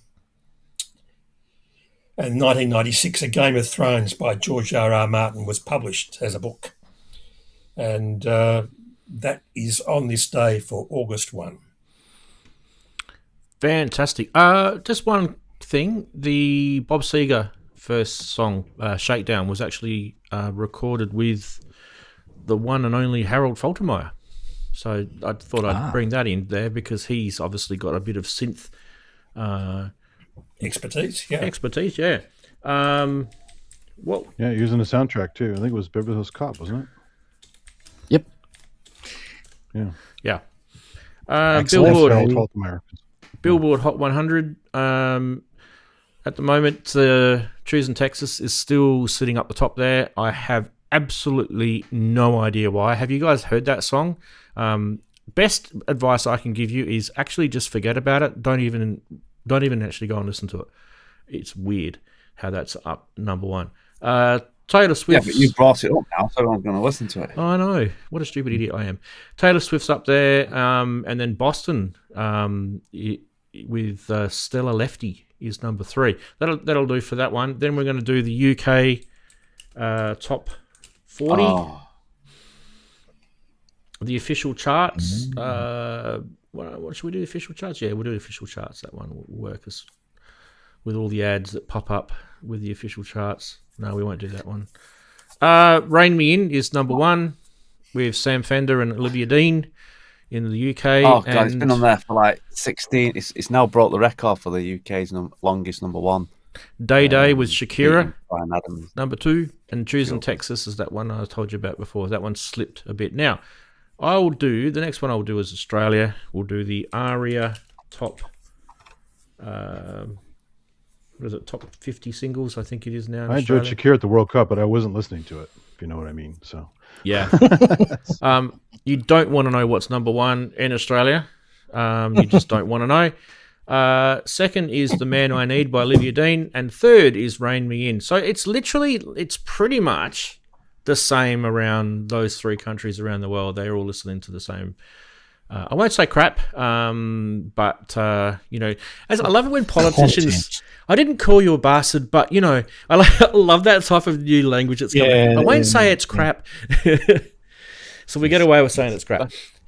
Yeah, I'll try not to volunteer when I say I didn't particularly appreciate that. It's like I swallowed my own vomit. But not really. Yeah. Anyway, well done, Stevie. That was good, mate. You did well. Slid through. You're quite a few of August. for August 1. We've had some weeks that have been lean, but that was it was a big day. Pinch and the punch for the first day of the month. There you go. Fantastic. That's what my kid said to me earlier today. And I thought, God, if only you can cross them off the census, Ranzee, because of course tonight's census night. So you can just delete them. Is it tonight? So sorry, you no longer exist at this address. No, it's Tuesday, the 11th of August for us. I was saying that, we sat down Saturday night. You sit down and do it as a family. Yeah.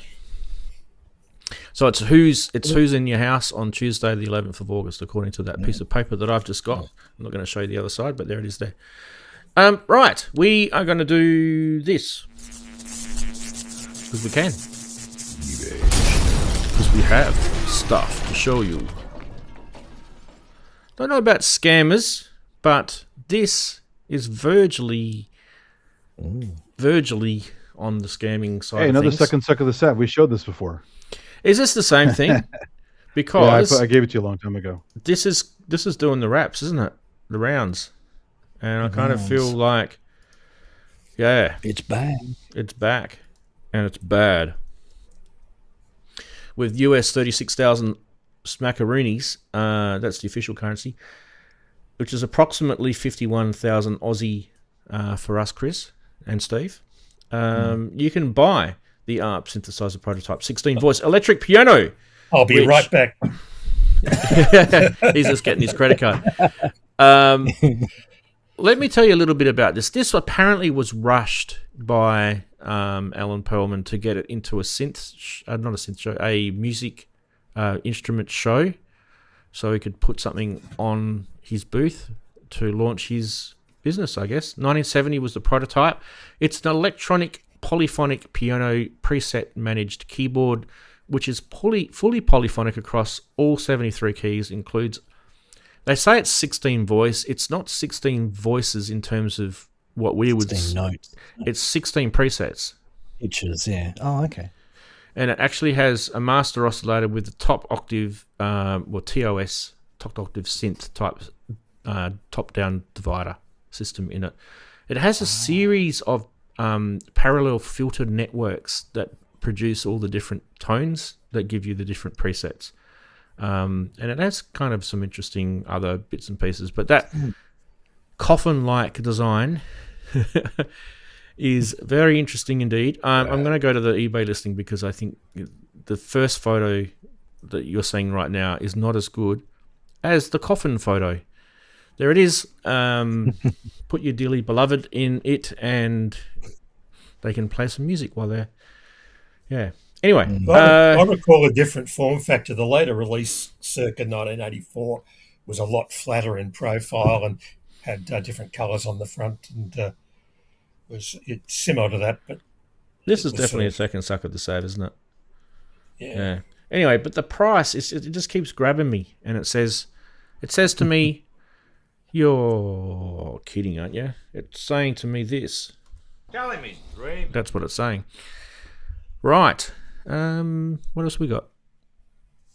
You'd buy two at that price, really, wouldn't you? Well, you would, Steve. Many wouldn't. What about the Voyatra? Hey? Now, I haven't seen a Voyatra with the keyboard for a while. So usually when you see the Voyatras, you just see the module up top. The module. Yeah. But the keyboard, it looks like a bit... Andy, don't you reckon that looks a little bit like a Korg M3? It's got a bit of a Korg M3 vibe to it, doesn't it? And like an Arteria thing, or the way they did the end, the wood on the end, white and wood. Yeah. It's like Arteria stuff.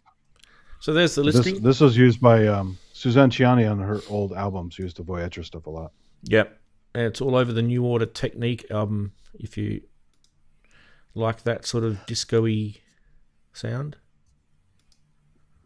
There you go. Gets hot at the top, doesn't it? It's got a heat sink at the back, and it's vented all the way around the top and all around the side. Look at that. It must get so hot, this thing. Oh, dear. Something's trying to get out. Yeah. And eat the sound. Thermal. Something thermal. Yeah, so $27,000 on that. Crickets again. But yeah, I thought that one was interesting. I thought I'd share it with you. This one may be even more interesting. I don't know. Hold on, before you change, you see the shipping on that last thing? Yeah, I did. Holy moly. You can rewind your video and look at that. This one is 15, or the better part of 16,000 British, with King Charles on it now, King Charles III. If you were looking for the British pound, it has his monologue on it now. Effigy is the correct word. It has his effigy. Anyway, 1970 EMS Synthy Hi-Fly. I don't know if this is typos or what. I just don't know. Serial number 1, apparently. I've got the eBay listing here. Let's go have a look at it. Serial number 1. Wow. Hi-Fly sounds right. Eddie talked about it on his guitar show once, the MIDI guitar show. It just, sorry if anyone gets offended by this, but it just looks like a toilet seat. Yes. It just looks weird. It's very weird. Anyway, it's got a lot of cool stuff with it. It's got manuals and cassettes and pedals and things, so I guess it's in pretty good condition. But this was futuristic for 1975, you know. Yeah, it's like the old sci-fi stuff look like that too. It's very... Oh, I absolutely love the actual silver panel is giving me... It is Hi-Fly. They did get it right. It's definitely... I've got some, vibes going on here, but I just don't like the plastic around it and like that at all. Yucky. You can have some sustained fuzz. Wouldn't mind a bit of sustained fuzz.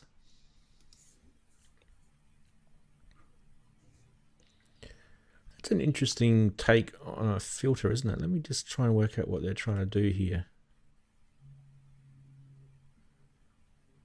Okay.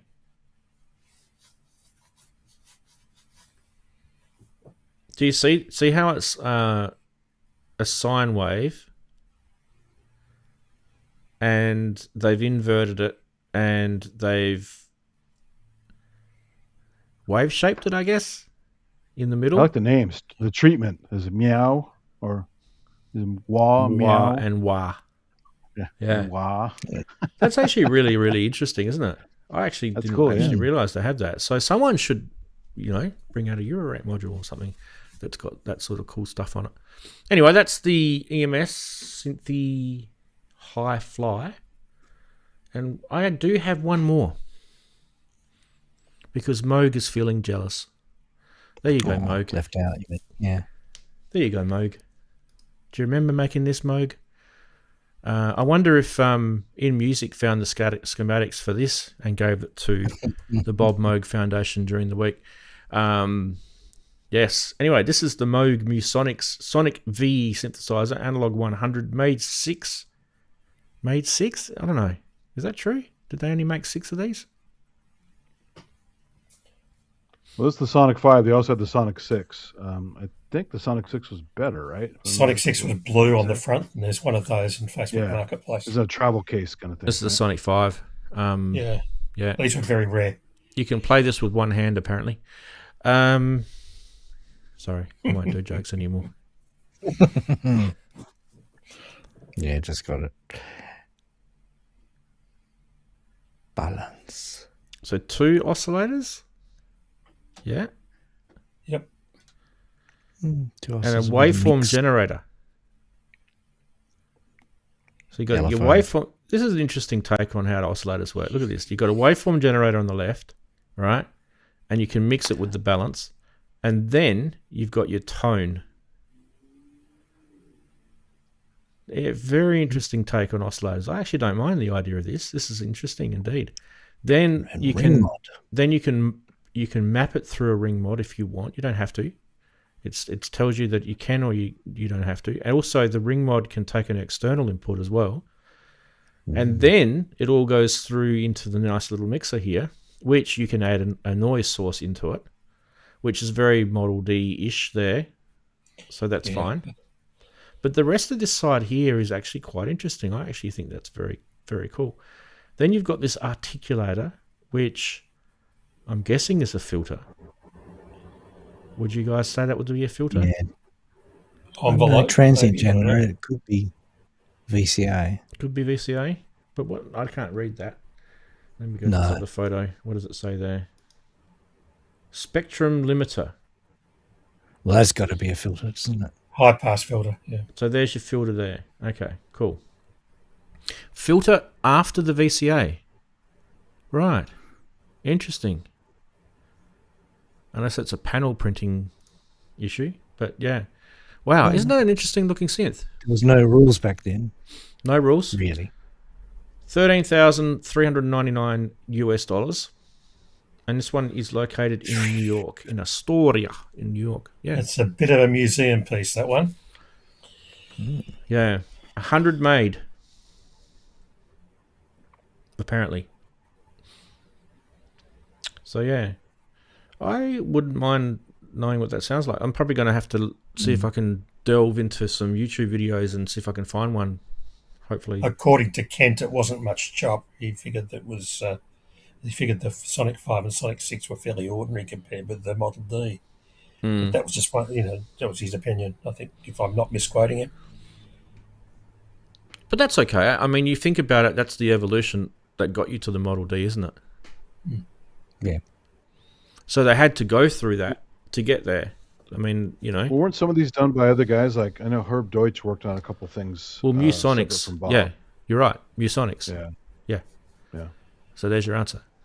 You're looking at the lineage. You had Wendy Carlos used the modular and requested from Bob Moog the filter banks that were eventually implemented into that particular machine so she could do the formats of the classical instruments and get a little bit more realistic filter sound. And then it obviously evolved into the smaller footprint mini Moog, but these were sort of about the same time. They were sort of experimental, but didn't have quite the depth of the mini Moog. Of course, there's a new Musonics now because the suit and tie guy, he took the name with the Greek letter mu. Oh, yeah. So. But let's not worry about that. But the other thing that I want to mention about this is it's duophonic, not just monophonic. It does have the famous 24 dB per octave 4-pole self-resonating low-pass filter in it, even though it doesn't say that on the panel. The envelope, I didn't see an envelope. Maybe I didn't catch it. I don't know. Apparently it's got an AR envelope or an AD/AR envelope on it. Anyway, does that thing fold up, does it? Or is that like a permanent, typical Moog thing? I know the 6 did, but I'm not sure about that one. You couldn't tell by the shot in the pictures. So Bill Waitina was when Musonics acquired the R.A. Moog company. That's when this actually got released, according to this thing that I'm reading, which could be wrong. Largely by Gene Stop and featuring a duophonic architecture with a portable suitcase enclosure. Then there's the Moog Sonic 6 as well. That might have been the one with the suitcase enclosure, I think. The Moog Sonic 6, I think, isn't it? Yeah, Sonic 6 had a sort of blue livery, was in a suitcase like a clamshell type. Blue and black. Yeah, right? yeah. That's the one with the that was the one with the suitcase, yeah. The Sonic 6. So this is the one that precursed the Sonic 6. I don't know. I'm really, really intrigued about that oscillator design. I think that's either that they've just done some fancy graphics and it really is just the most boring in the world oscillator, or that's intriguing how they've got some sort of, what was it? It was a wave. What did they call it? a waveform generator, right? Which I can't read the panel. But then you got your tone oscillator.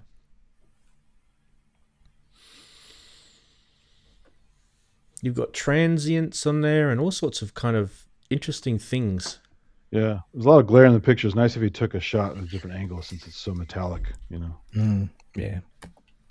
Yeah, I can't, even with that sort of further off picture, I can't see it. Anyway, that does look very intriguing. Oh, there's another picture there. Hang on, let's try that one. Oh, it's blurry, isn't it? Of course, it's blurry. Jeez. I give up. There is a demo of the Sonic 5 on YouTube. Yeah. And there are some pictures of the front panel which are not quite as glary.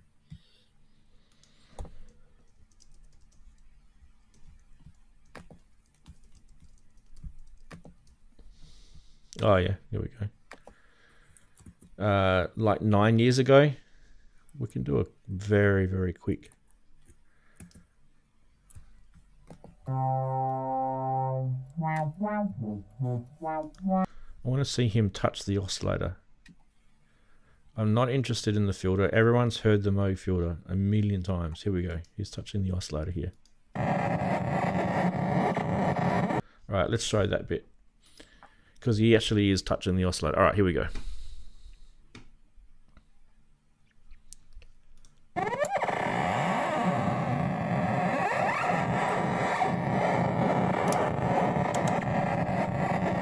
Don't get dizzy with the camera. Hey, it's interesting. I thought it might be. He was bobbing his head like that guy's demo. Yeah, that's why the camera's done that. The guy filming it. It's like, it's Fast Eddie. Steady Eddie, whatever his name is. It's the Just had an out-of-body experience. Yeah. Steve, do you remember Steady Eddie? Steady Eddie was really funny because he used to like to be picked on. He was a very he was a comedian. Yeah. He was a very funny man. He had was it cerebral palsy? He worked with a mate of mine in Sydney for a long time. Yeah, I think so. Yeah. Anyway, that is the Price Watch this week, and we are done with all the segments. So guess what we can do now? We can go like this.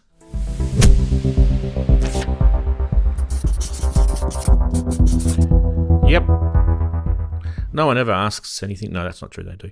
And we can also do this just to keep people happy.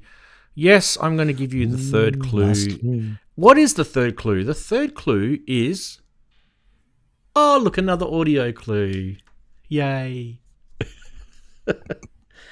I'm enjoying myself too much. Here we go. Ready?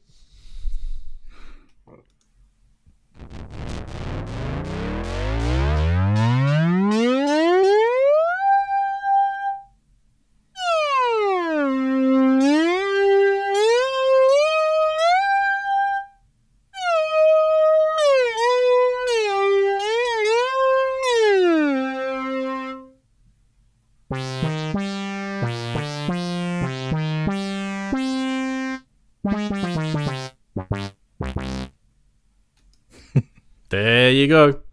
That's cute. There's your audio clue. Now you got your 3 clues. Put your guesses in. Or don't. You could be like me when I was younger. I used to not like playing Monopoly when I was a kid. And the family would get the game out and I'd be like, I'm not playing. This real grumpy look on my face. I think Dad got a photo of me with it. So if you want to be like Ranzee when he was a kid and you don't want to play the Synth Quiz, you can do that if you like. It's fine. We won't judge you.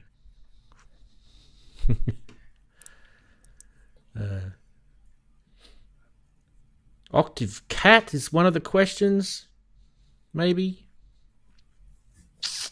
Let's have a look what we've got. Indeed. Scratching lots of heads.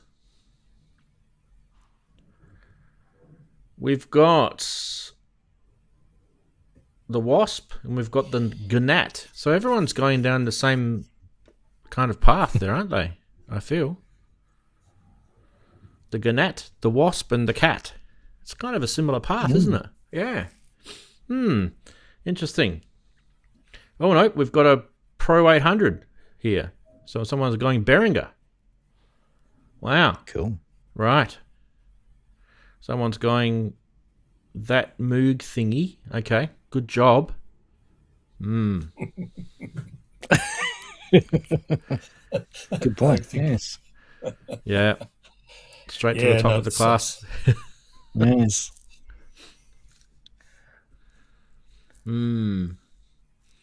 Well, I think, guys are joking about my Monopoly. Did I go to jail? Rand's never got past to pass go. Yeah. I used to always lose. That's why I didn't like it. I was only like 5 or something. Anyway, the truth be known, I think here, that when we do have an audio clue, they can't Google it.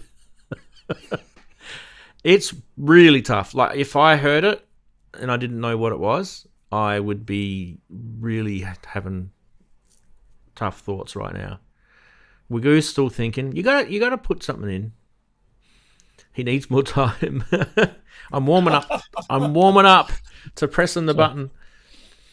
It does sound vintage, but it could be the way it was played. So could be. If you send Ranzee some about $1,000 in unmarked bills in a brown paper bag, he will send you back the answer, and you can slide it in. That's a different type of Google.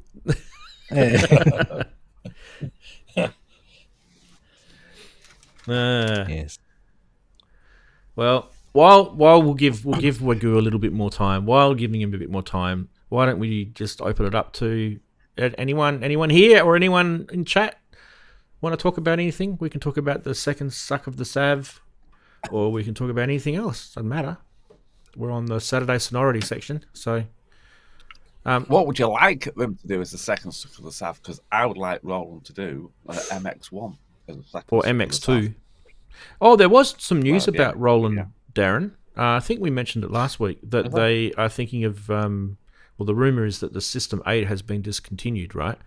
So. Oh yeah. So that then came a bit of a discussion about, well, why didn't Roland make an MX2? Why didn't Roland make?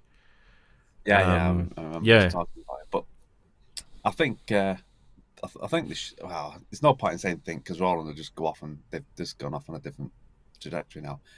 The other one is Native Instruments. Yep, that's quite interesting. Well, do tell. In music, tell us. Buying them now and now. Well, they're laying off quite a few staff supposedly. As far as I know, it's the staff from support. Sorry, support, isn't it? Is it support? Support, yeah, support Being staff. laid off from support, yeah, I think it was support staff, yeah. Tech support, yeah. Oh, which is sad because I just recently got tech support from them. Yeah, right. There was some other news. That's Rolly are going into financial issues again. Oh yeah, they were in trouble. So again. Too many cocaine parties again. Yeah. Now that is a second suck of the Sav, guys. that's not the second suck of the Sav you'd want, but that definitely is the second suck of the Sav. Wow, I just realised. It's obviously not selling as it should. As I think people are like, you either like it or you don't. Not like the Rollies. Look, it requires a lot of dexterity and skill. You need a. I've seen one guy who can do it well, and that was Mike Pensini in Melbourne, who played a demo. Oh, yeah, I know Mike. Yeah, he's good. I put it in the D50 the guy Facebook group. But a very good player, but he does great things on the Osmos and the other touch sensitive. Well, Marco Parisi did some of the best Rolly demos. He does like Jimi Hendrix riffs on them, and it's just amazing. Yeah. Right. Well, the thing for me, and it's always been the same thing, is I don't get along with playing something musical that feels like I'm touching a wetsuit. That's as far as I can go with it. But at the time, that's all they could do for the expression, right? So now they have other ways to do it. Yeah. The problem is they never had the price drop. I wanted to get the reissue. They promised a $300 rebate for previous owners, but they had a window open for like a month. I was like, well, I don't have the money. So I never got a deal. I never bought the second one because I can't afford the full price, So, but the pricing is still pretty high. They need to drop it more. That's why the blocks sold pretty well. Those little rolly blocks were pretty good. That was a way to get into it if you wanted just a small keyboard, There's generally two things happen during the tightening of the belt stages of the economy in the world, right? Either these companies disappear and they go away. They might come back in the future, I don't know, but that's one thing. Or they do what Behringer are doing and they just rip the pants out of all their prices and tell all the distributors to sell it cheap until their warehouses now, are Equator's empty. a great synth. They could still sell Equator. And you could use that with an Osmos or whatever if you want the expression, right? Or Hydrasynth. So they have software that's pretty good too. So they also bought that FX expansion stuff that was really good. Have they made their R&D dollar back by now? Surely they would have made that back by now, right? Unless it's some insane. Because the new amount one's of not R&D. that different. It just Right. had some I/O differences and stuff. Maybe they should just drop the price. I don't think people are going to be that butthurt by the fact that it's owned by a new company now anyway, Rolly. So that they wouldn't be, it wouldn't be it would piss people off that have bought it in the past. Of course, it always does. That sort of thing happens, everywhere in the world. But if they want to survive, maybe they need to push the product out there. Drop the price. It is 9 times overpriced. out of 10, if you buy some new gear when it first comes out, 9 times out of 10, it's going to drop at some point anyway. Yeah, it's just a matter of how much. I learnt that when I was a young teenager. When I was, my parents, they took me to Singapore when I was a kid. I was about 16, and I really wanted to get one of those portable ghetto blasters that you put on your shoulder, cassette deck with the speakers in it. Oh, boombox. And Yeah. Singapore was fantastic for electronics, right? So I went to this place in Singapore which had like multi-story, shops, and every single shop was like, selling copy Nike shoes, and the next shop was selling copy perfume. The next shop was selling copy watches, and they were all dodgy, and they're trying to hide stuff behind curtains and things. And I went into this electronic shop, and I thought, oh, this is awesome. This sounds cool. I've never heard of the brand, by the way. So I haggled with the guy. I felt I was pretty good. I was haggling with him. I got the price down, and I bought this cool, boombox thing. Walked out the door. And we were walking around looking at a few other shops, went down a level, walked into another electronic shop, and there was the exact same thing that I bought, and it was $50 cheaper. That's Singapore. That's life.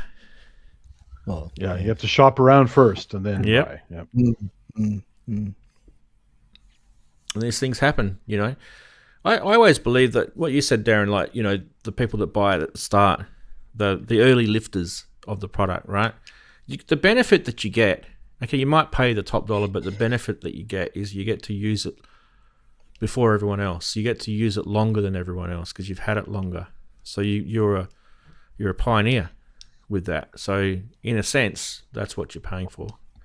I don't have a problem with that. Yeah, it's like when the Osmos rolled out, and I was an early adopter, but they took a long time to go down the list. So a bunch of people already had them for a couple months before I got mine. I'm like, where is mine? I finally got a hold of it, and I was really happy to have it. And there's still plenty of people after me that got it. So you had to be patient and enjoy it when you got it. So, Chris, did you make a purchase?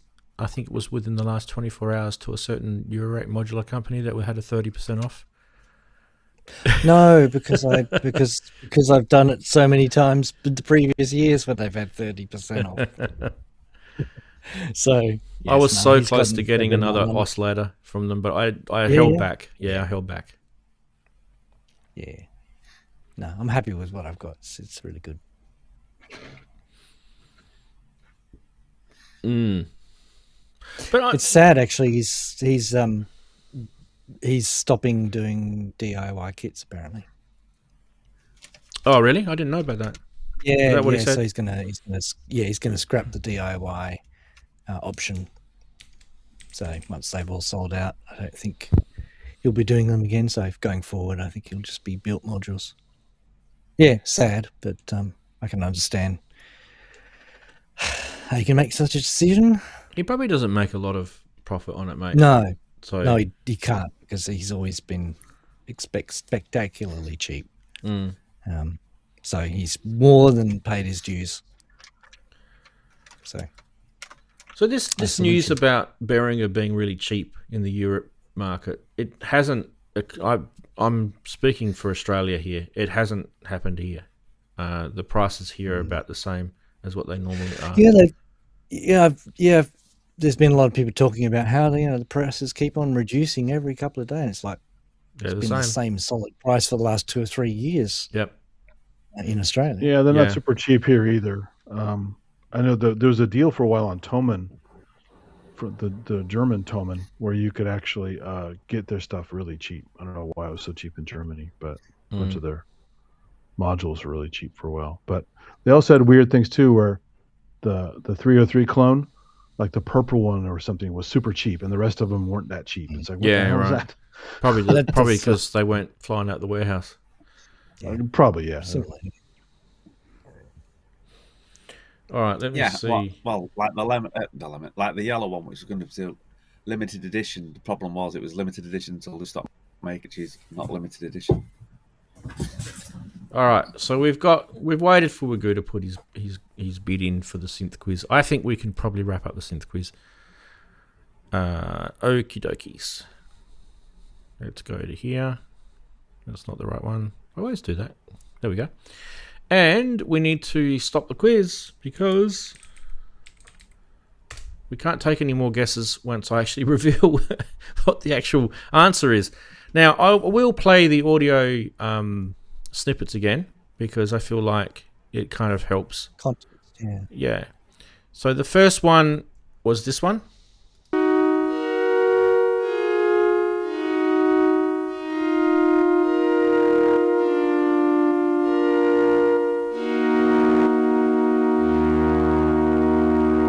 That's more than 2. The second one, gotta click buttons here, was this one. So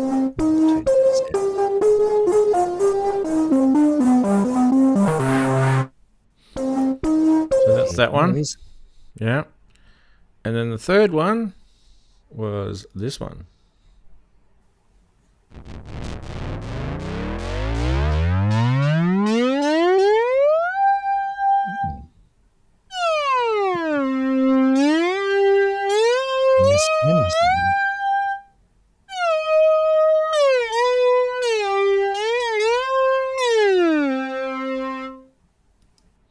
There you go. That's the third one. I think there was a little bit left at the end of that I just cut off, but that's okay. I'm going to tell you the answer. The answer is it is A Deckard's Dream by Black Corporation.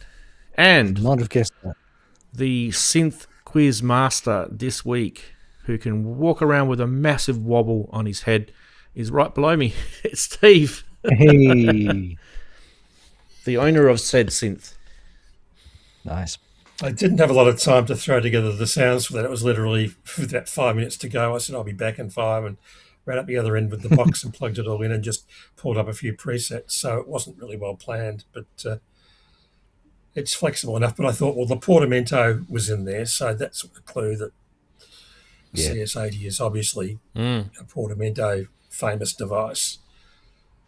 And it sort of had the sine wave in with the other waveforms, and the noise was just sort of part of the sound, but not really articulated by an envelope. So it was kind of similar in that regard too. Yeah, if you put the ring mod, it would have made it easier.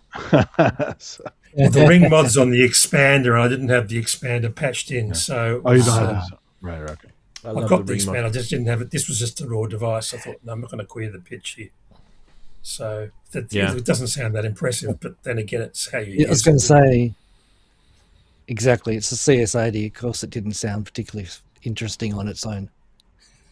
No, it's funny that it's a weird synth to get a good sound out of. You really got to play with it. And the last one with the little wah-wah-wahs at the end was a hint for,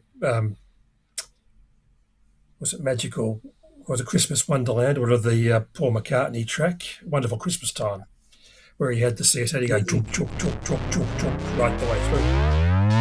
At the end. Yeah, it's coming up. Not yet, not yet. Just after this bit. And this bit. Yeah.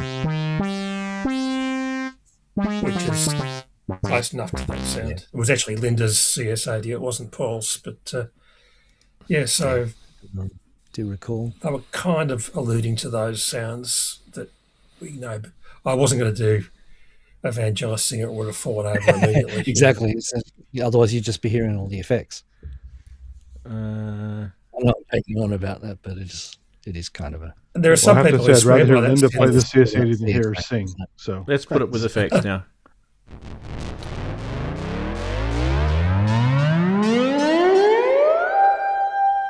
Oh, that's a CS80. Yeah. You say? I stand corrected. Anyway. No, you need the 10-second tail reverb. That's when you Yeah, so anyway, it was done in a hurry, but that was good. Bamboozled people, that's the main thing. That's what we want to do here. We want to make their life hard. I like it. I think we'll continue with a couple of audio ones. We may not. We might decide to do another text-based one. We might even do. We might get the macro. What do you call it? Magnifying telescopic camera out and do a close-up one day. Yeah. And I think what I might even do is I might get one of my mates' synths in here, so that way you won't even know that it's not mine. Yeah. Yeah, it's the way to do it. The other thing's cruel too, because you can grunge up a sound so badly that a beautiful, well-known synth that's known for great sounds can sound like garbage, right? So. I feel like you should always give a clue that someone who knows the synth will go bang. You should always give a clue, and I think Steve did that at the end of that. Yeah. On that third clue, he definitely gave it, and I think the explanation I got it. I didn't get it right away, but. It's hard to know. I mean, because with the synths, it's hard to know what sounds are typical when a synthesizer has such a wide palette, and you could probably pick a Prophet 5 readily because we've heard the sound a million times, and you probably pick a Mellotron, and you probably pick a Jupiter, but. The CS8 isn't a common synth, and then the Decades isn't a common clone of a common synth, so it's a bit out there, a bit random. Yeah, a little bit trickery. Yep. I did it for Wagyu. I didn't do it for anyone else. Wow. Did you consider getting the module, called Rachel, so you can get just the ring modulator? I've got the expander on the bottom. It goes with the Decade stream. It has got the ring module. Oh, you do have it. I thought you didn't have it. Yeah. Okay. Because I get the Rachel eurorack module. So. Yeah. No, the Rachel is a good thing. I mean, they're all good things. I like Black Corporation gear. I've got 3 of them, I think. So I've got a Xerxes as well. Their stuff's so expensive. They're hideously expensive. It's silly. It's just an end of life thing for me that I wanted to say I've tried it, and then. Bucket list. Are they impressive at the price point? I'm not sure they are. It's hard to say. I've always wanted to get their Synthex one. Is it the Kimiji or whatever? The Xerxes is the Synthex one. Yeah, Xerxes, yeah. Yeah, I've got it in the other room. Did Robin Vincent ever finish his build of the Deckard stream? Do you know? Because he was building that for like a year. I have to go back and see if he ever put a video of the finished Deckard stream. Oh, he had the kit. He had to get all the parts and everything and solder it together. And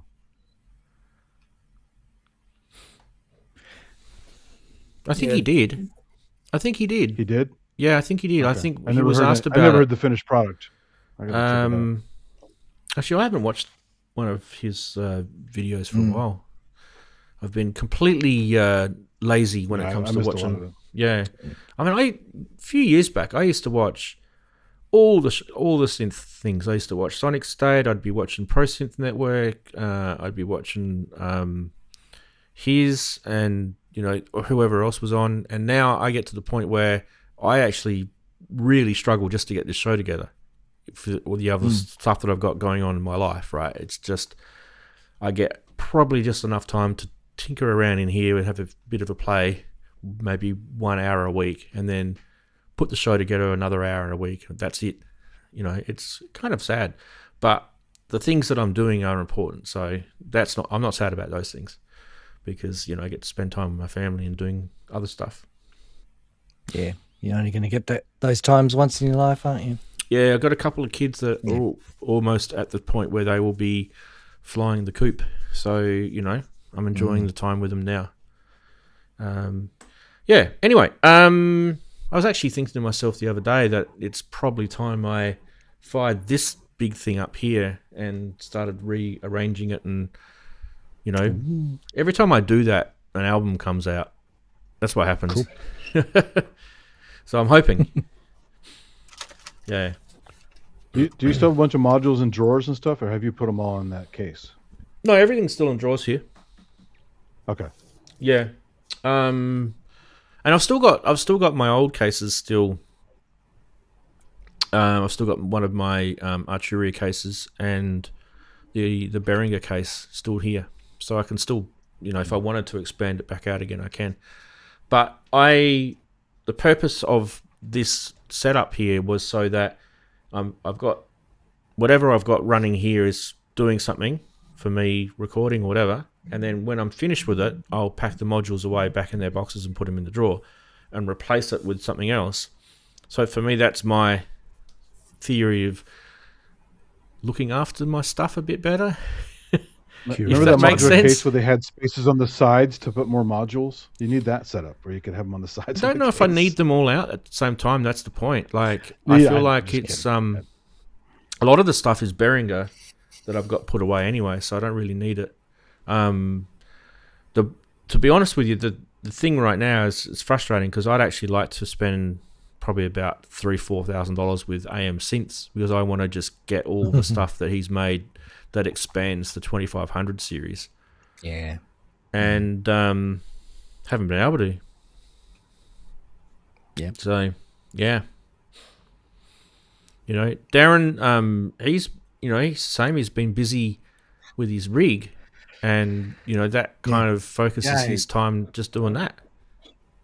You just end up getting spend money on a different track, don't you? Yeah. I'm spending money in a different way. It's like lots of little bits that I'm spending, which adds up rather than buying a sim. And it's usually pointless things as well when you buy something thinking it's going to work or do the job you want, and then you get it, and then you start fiddling about it and you go, that's not what I wanted. That's not what so you sort of wait that extra couple of pounds, dollars, whatever.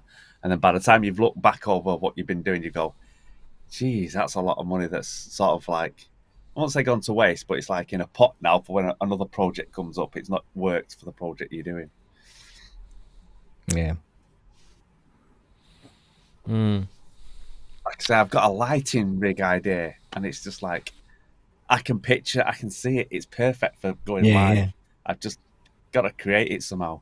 Because, like I say, this rig that I'm building is even though it's bigger than the other rigs, it's not bigger in setting up wise. It's more compact. So, and it's making it compact enough to take to your EMOM or gig or whatever you're going, because you literally only get 10 minutes, let's say 10 maybe 15 minutes to set up. So if you've got something that's lighting and all that stuff, it's got to be plug and play, literally plug and play.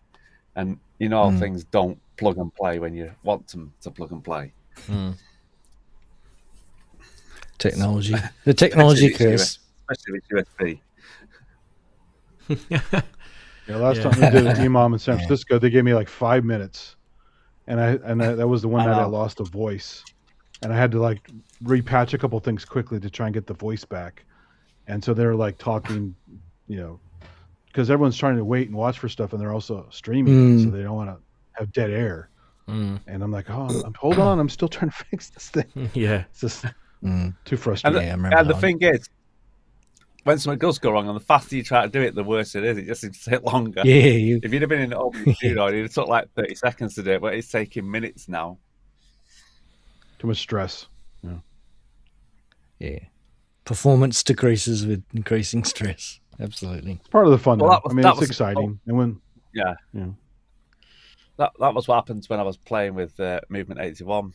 When I was playing before them, I was literally, everything was set up, and I thought it was, and it just wouldn't work. And I was going around thinking of everything, literally everything. Why I can't get this sound to come out of the force, and why things aren't working. Everybody streaming, everyone was getting thingy, and it was just the fact that the USB cable weren't plugged in the back. But it didn't twig. It didn't twig. Why can't anything see this? And there's a cable just dangling there saying, just plug me in and it'll work. Have you built yourself a checklist now so you can just get there and just do it methodically? Well, that's the reason for this rig, because there should be no checklist needed, more or less, because everything's going to be it's patched. See, if you don't really can see, everything's screwed into the box well, so that it shouldn't move if you tip the box over or come out. Yeah. If you get really, if you want to get really shift in their ports and stuff, you can still. Yeah, I was going to say, if you really want to get paranoid, Daren, start hot gluing a few things down. You know me and my hot glue. Hot snot. I know you and your hot glue. That's what I was triggering. The whole case of my hot glue. Yeah. You know that big square with all my electronics? It'll be just filled with hot glue. So just filled with liquid hot glue. Yeah, they ain't going nowhere. So this is what I was talking to you guys about before with the home synths, right? I can't get any of these now if I wanted to, because they're all sold out.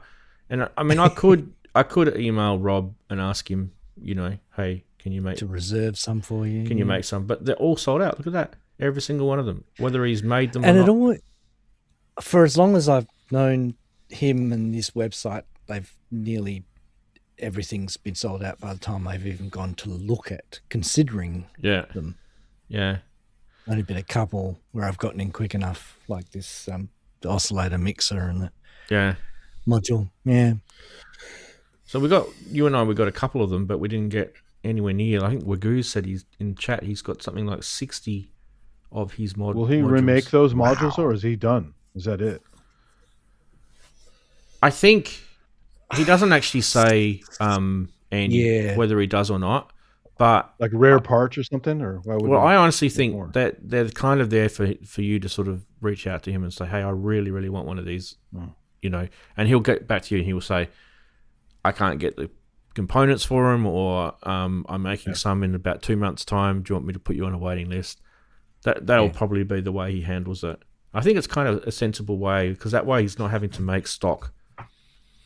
No, you're not wasting your time on something you don't know if. It happens all the time.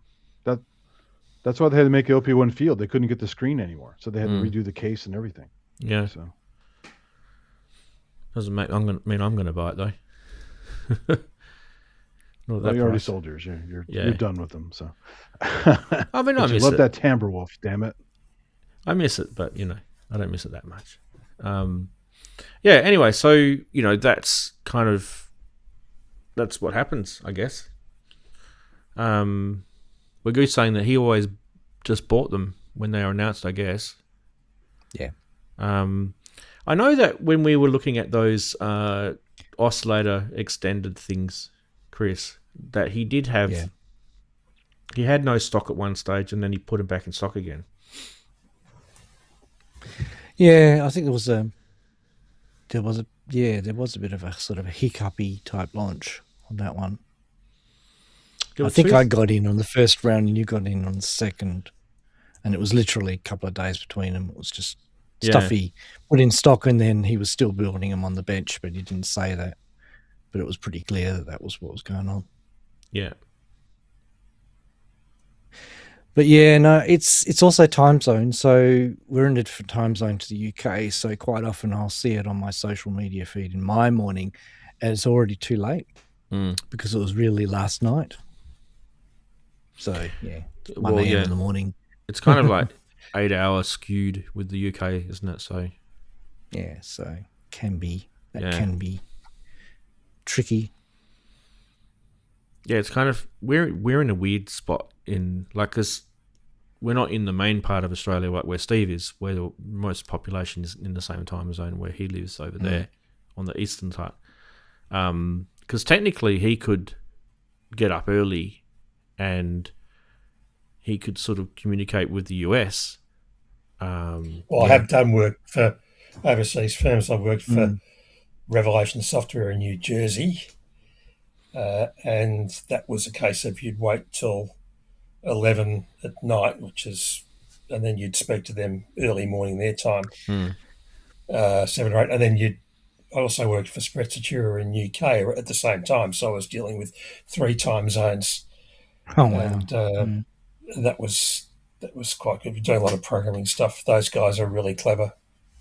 I was the tits on the bull in those organisations, but it was. I'm glad you went. It was an interesting experience, but yeah, you have to sort of judge your day, and then work according to their time zone. I'm glad you weren't the Astro on the motorbike. Yeah, you know what I mean. How many time zones do you have in Australia? Couple. I mean, we're 3 hours. We're 3 hours apart. Yeah. Okay. 3 if you throw in daylight savings. 4. Yeah. At different times of the year, it's 3, then it's 4. Because it's 3 on the eastern side of Australia, you've got Queensland up the top, and then you've got New South Wales and Victoria, right, all operating on that far right-hand side of Australia. But they are in 2 different time zones during daylight savings because Queensland doesn't operate daylight savings, but New South Wales and Victoria do, which is really, really stupid. The whole thing is just stupid. Yeah. Like, completely well, stupid. supposedly, I think Congress here has been voting on whether to keep daylight savings or not. We'll see what happens. Oh. Because only Arizona doesn't do it. Everyone else does it. I don't want to mention the Fauci word. Did you watch the video, Andy? Oh, dear. I did not, but I mean, not to get too deep in the weeds, but they keep demonizing Fauci. Meanwhile, the guy did amazing research for AIDS. He did amazing all kinds of stuff, and they just want to shit all over him for all the pandemic bullshit, which we screwed up across the board. They want to blame it all on Fauci. They got to have a fool guy. It's terrible. That's what they do in America. But I mean, he's a brilliant guy. He said a few stupid things about masking that he should have been more consistent. Yeah. But I kind of understood why he did it because he didn't want to run out of PPE. Yeah. So I don't think it's been handled very well at all. That's the thing. It's terrible. Yeah, it's just disgrace. Like anyway, a lot of things going on. I think we'll probably end the show because I think Steve probably wants to go and get some shut eye. It's pretty late for him over there, being 2:30 in the morning or something. Oh, didn't you see the coffee IV in the background? He's in a little IV bottle. Yeah. No, it's been good. I've enjoyed my little cameo. It's good to come along and see you guys. I always see you week to week, but I can force it if I'm not on camera. It's good to have you on. Yeah. It's good to have you, mate. It's really good to have you, mate. So appreciate that, and also you did a really good job of Ian's segment. So you're welcome to do that again. That's for sure. Oh, and the Synth Quiz. What does this guy not do? Does it all? Help. Hang on, I thought that's mine. I thought that was my description. God. Yeah. Well, he did all that box transcription stuff, which is amazing. I mean, that's a lot of goddamn work. So. Well, that's still a project that's evolving at the moment. I'm hoping to get that. But the amount of work you put in so far is Herculean. I wouldn't be able to do that. So. They're hard to score, but they're hard to record. It's really hard to get 4 mini modes together to sound cohesive and not at the same time. And it really gives you the appreciation for the Wendy Carlos stuff, right? Back when they did Switch on Bach, it's like, no, she had it easy. I've got to draw a distinction there that she was colour by numbers because she got Bob to build a filter bank, and then she recorded only 2 of the well-tempered clavier pieces and gave up. She did one at half speed, and then she chipmunked it. But the fact that And all then- that was monophonic and you're hearing chords in there to do the passes and stuff is crazy. But they're all diatonic chords, and it was all chordally conceived, and she was emulating orchestral instruments. This is designed for harpsichord. I guess we don't know how many takes they really did. That's the trick. It's so thick. Yeah. So thick, and then you need to build your own filters, and I had to do that, which was what I discovered when I went back then through the literature, found that she'd had the same problem. So I was trying to retrace her steps with Bach as a sort of a common thread, but the orchestral Bach works were different from these, which were basically technical pieces for building technique. So they're all very dexterous and very contrapuntal, whereas Wendy's stuff wasn't contrapuntal. She was just running the block chords, and the Brandenburgs were pretty straightforward. I mean, I'm not bulleting what she did, because what she did was extraordinary. And given the tech of the time, I mean, the stuff I was tearing my hair out was the same stuff she would have torn her hair out with. So that was the idea, because nobody had ever documented her struggle. MIDI. No one ever had said what was going to happen. Well, well, it's like Don Lewis, right? He was making all that stuff work without MIDI, and he did it. That's crazy. You know. Oh, well, it can be done. It just takes you longer. I think the problem that But you have Carlos drift, had was, right? the oscillators drift like crazy. I had a stack of 6 Korg tuners that I would run against all of the parts, so I could see what was drifting out and what was misbehaving, and then tweak it back in. But you'd have to settle the oscillators. And if you got a hot for day, you about an can't hour. run AC because now all your oscillators get all whacked out, right? So, Well, they weren't that bad, because you could keep the room at a standard temperature, and you don't have to. They're all short pieces, so you could, if you could get a window of 2 minutes where everything held, then you'd be right. But what it did was it highlighted to me the struggle that Carlos had. Plus, she was working with tape, and tape wears out. It wears through. It goes transparent if you run too many degrades, overdubs. yeah. And she had to be dexterous enough to run the sounds, and then run the parts, and that she had to have the synchronization happening, and she was doing her own takes over and over and over, and she had Rachel Elkind helping, which was one thing I didn't have. I didn't have any technical assistance at all, so I was really. I don't think she gets enough credit. She did a lot, right? Rachel did a lot. I think. That stuff. Well, that's what the reason I went down that path was, that I wanted to see what she'd been through and understand it from the construction perspective, and it was clever work for its time, and she was working with tech that wasn't as advanced as we have now. You know, she had to worry about tape. I had a digital recorder I could just hit record on and then run it. It was far simpler, you know, and didn't have but I did have the noise floor issues, because I had they're up there, the universal audio valve preamps and compressors. So that had a certain noise floor, and then I was running that into a Spec X which is up there, and then SSL gear, and then out the back end. So, and then I used DBX, which you can see there, the DBX EQ units to do 31 band EQ to try and pare down the harmonics a bit so it would all sit nicely.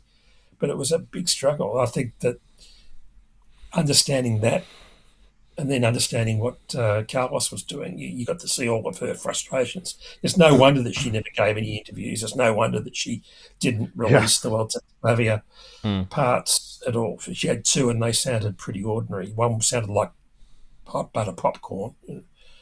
So the one was a pop, pop, pop, pop, pop, pop sort of idea, and the other one was recorded at half speed at 7.5, and then sped back up to 15 IPS tape. But it was, of course, the format changes, the whole frequency range changes, and it sounds chipmunky, but it doesn't sound like Moogs anymore. It sounds like something different. So, and then she gave up after 2, and so she did 1 in E flat, 1 in C minor, I think, and that was it. And then I had a crack at doing the Air and G from Bach. I think I played it to you once, Steve.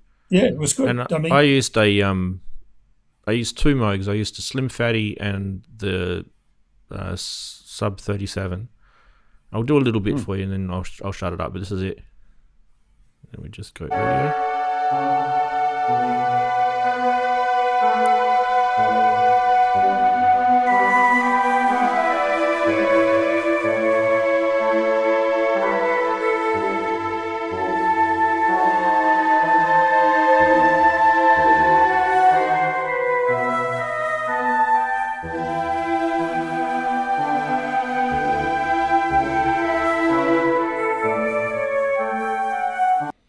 mean, that's me mucking around. I'm not going to. That's cool. Profess that that's cool, but that's good. It's hard to do. It's really hard to do with synths, and it ends up sounding fake. Sounds like you've played Bach with a MIDI player. That's what it does, and you think, no, I didn't. Yeah. Well, I mean, I sent some sequences to Andy just so he could have a look at them and see what was involved. More of those out. You can have any ones you like. I mean, so that there were 96 in all to do, which was a lot. It took me about 2 years of transcribing them all. Yeah. It takes ages to transcribe it. That's the thing. No. It takes forever. And you've got to then work out what the parts were intended as and where the fugues cut in the themes and so forth. And then, the other thing is that some of the parts cross over, so you've then got to work out, well, how do I handle that timbrally so it doesn't sound a bit... Yeah, because Bach was notorious for having instrument battles. He loved it.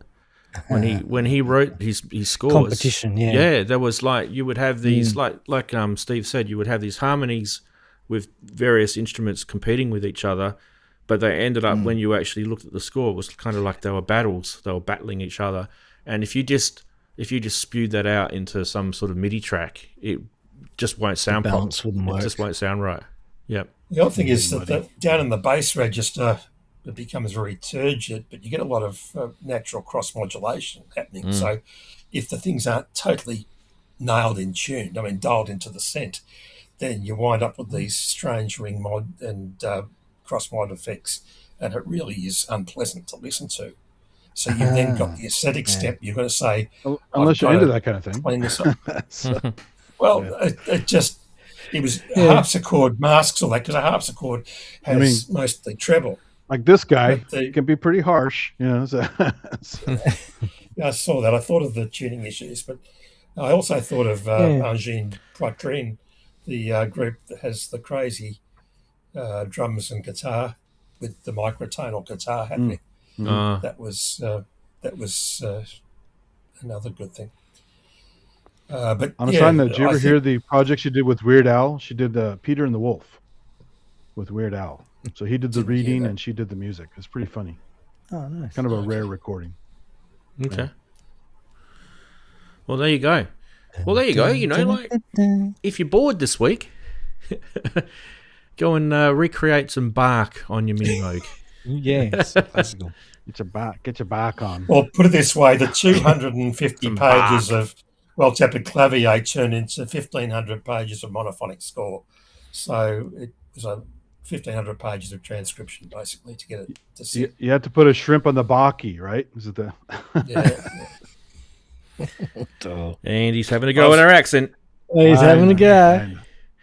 Come over here and I don't profess it. Everyone will have a go at your accent. Hey, cuts both ways. We have a lot of shitty accents in this country. I'll be the first to admit it. And my relatives in the South are some of the most embarrassing. So, fantastic. Well, and on that massive disappointment, we are going to stop the show. All right, guys. Press record. See you later. See you guys. Bye all. Thanks, everyone.